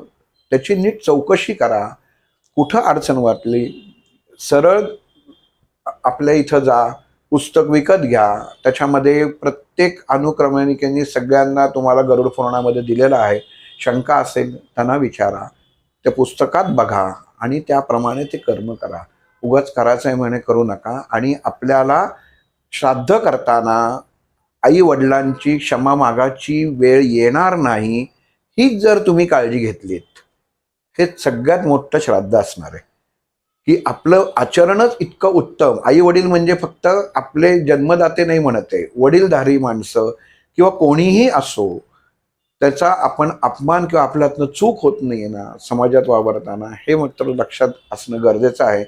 जो व्यक्ती ह्याच्या आहारी जातो, ह्या गोष्टी करतो, याचा अर्थ तो जीवनामध्ये कुठेतरी वागाचं चुकलेला आहे, निश्चित लक्षात घेणं खूप गरजेचं आहे. आणि ह्याच्यामध्ये अजून एक असं केलेलं आहे, की ह्या ज्या फसगती होतात, ह्या फसगती कशा होतात आणि ह्याला कारणं काय आहेत ना, तर आपलं स्वतःचं ज्ञानी असून अज्ञानपण. आणि अजून एक ह्याच्यामध्ये एक विषय संपवता सांगतो, की श्राद्ध करताना शक्यतो जे गुरुजी येतील ते लग्न झालेले असले तर उत्तम. याचा अर्थ असा, की जे नवे शिकाऊ आहेत ते उत्तम कार्य करत नाहीत का? तर तसं नाही. काही मंत्र असे असतात, काही गोष्टी अशा असतात, की त्याला पूर्णत्व लाभलेलं गरजेचं असतं, की त्याला म्हणजे त्याच्यात वासना सुद्धा नसावी. हे सुद्धा एक खूप महत्वाचं आहे. म्हणून म्हटलं, की का वाचायचं गरुड पुराण? तर त्याच्यामध्ये तुम्हाला सगळे अटीनियम सगळं कळेल आणि त्या भगवंतावरती विश्वास ठेवा. हे तुम्हाला हा ग्रंथ वाचताना कुठल्याही प्रकारचं तुम्हाला बाधा येणार नाही. एवढी त्या विष्णूची खात्री तुम्हाला असायला पाहिजे. आपण कार्य म्हणतो, एखादं कार्य केलं, की विष्णवे नमो, विष्णवे नमो, विष्णवे नमः म्हणतो, की आपण हे कार्य संपलं. अहो तुम्ही ते अख्खं पुराण एका क्षणामध्ये वाचल्यासारखं ते होतं. ज्ञानेश्वरांनी जशी 9,000 याची ज्ञानेश्वरी लिहिली, ती 9,000चं सारांश फक्त पसायदान 9 कडव्यांमध्ये केलंय. गंमत बघा. अख्खं तेवढी ज्ञानेश्वरी त्या 9 कडव्यात आहे. मग तसं तुम्हाला सुद्धा गरुड पुराण जे आहे ते सारांश रूपात बाजारामध्ये उपलब्ध आहे.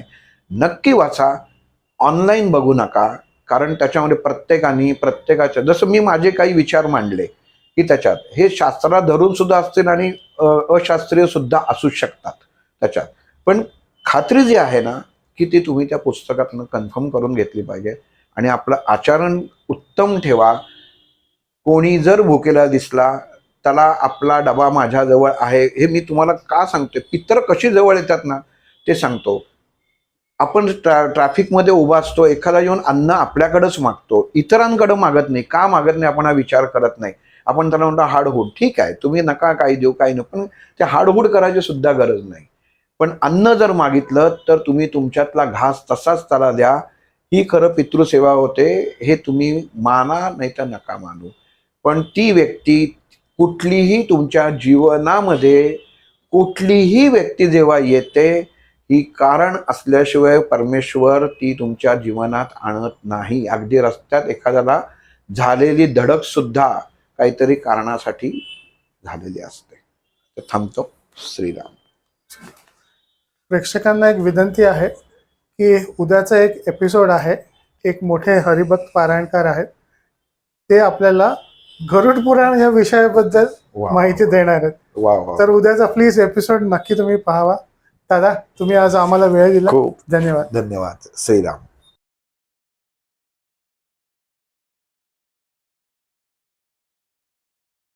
अध्यात्मावर अशीच माहिती मिळवण्यासाठी देव माझा चॅनलला सबस्क्राईब करा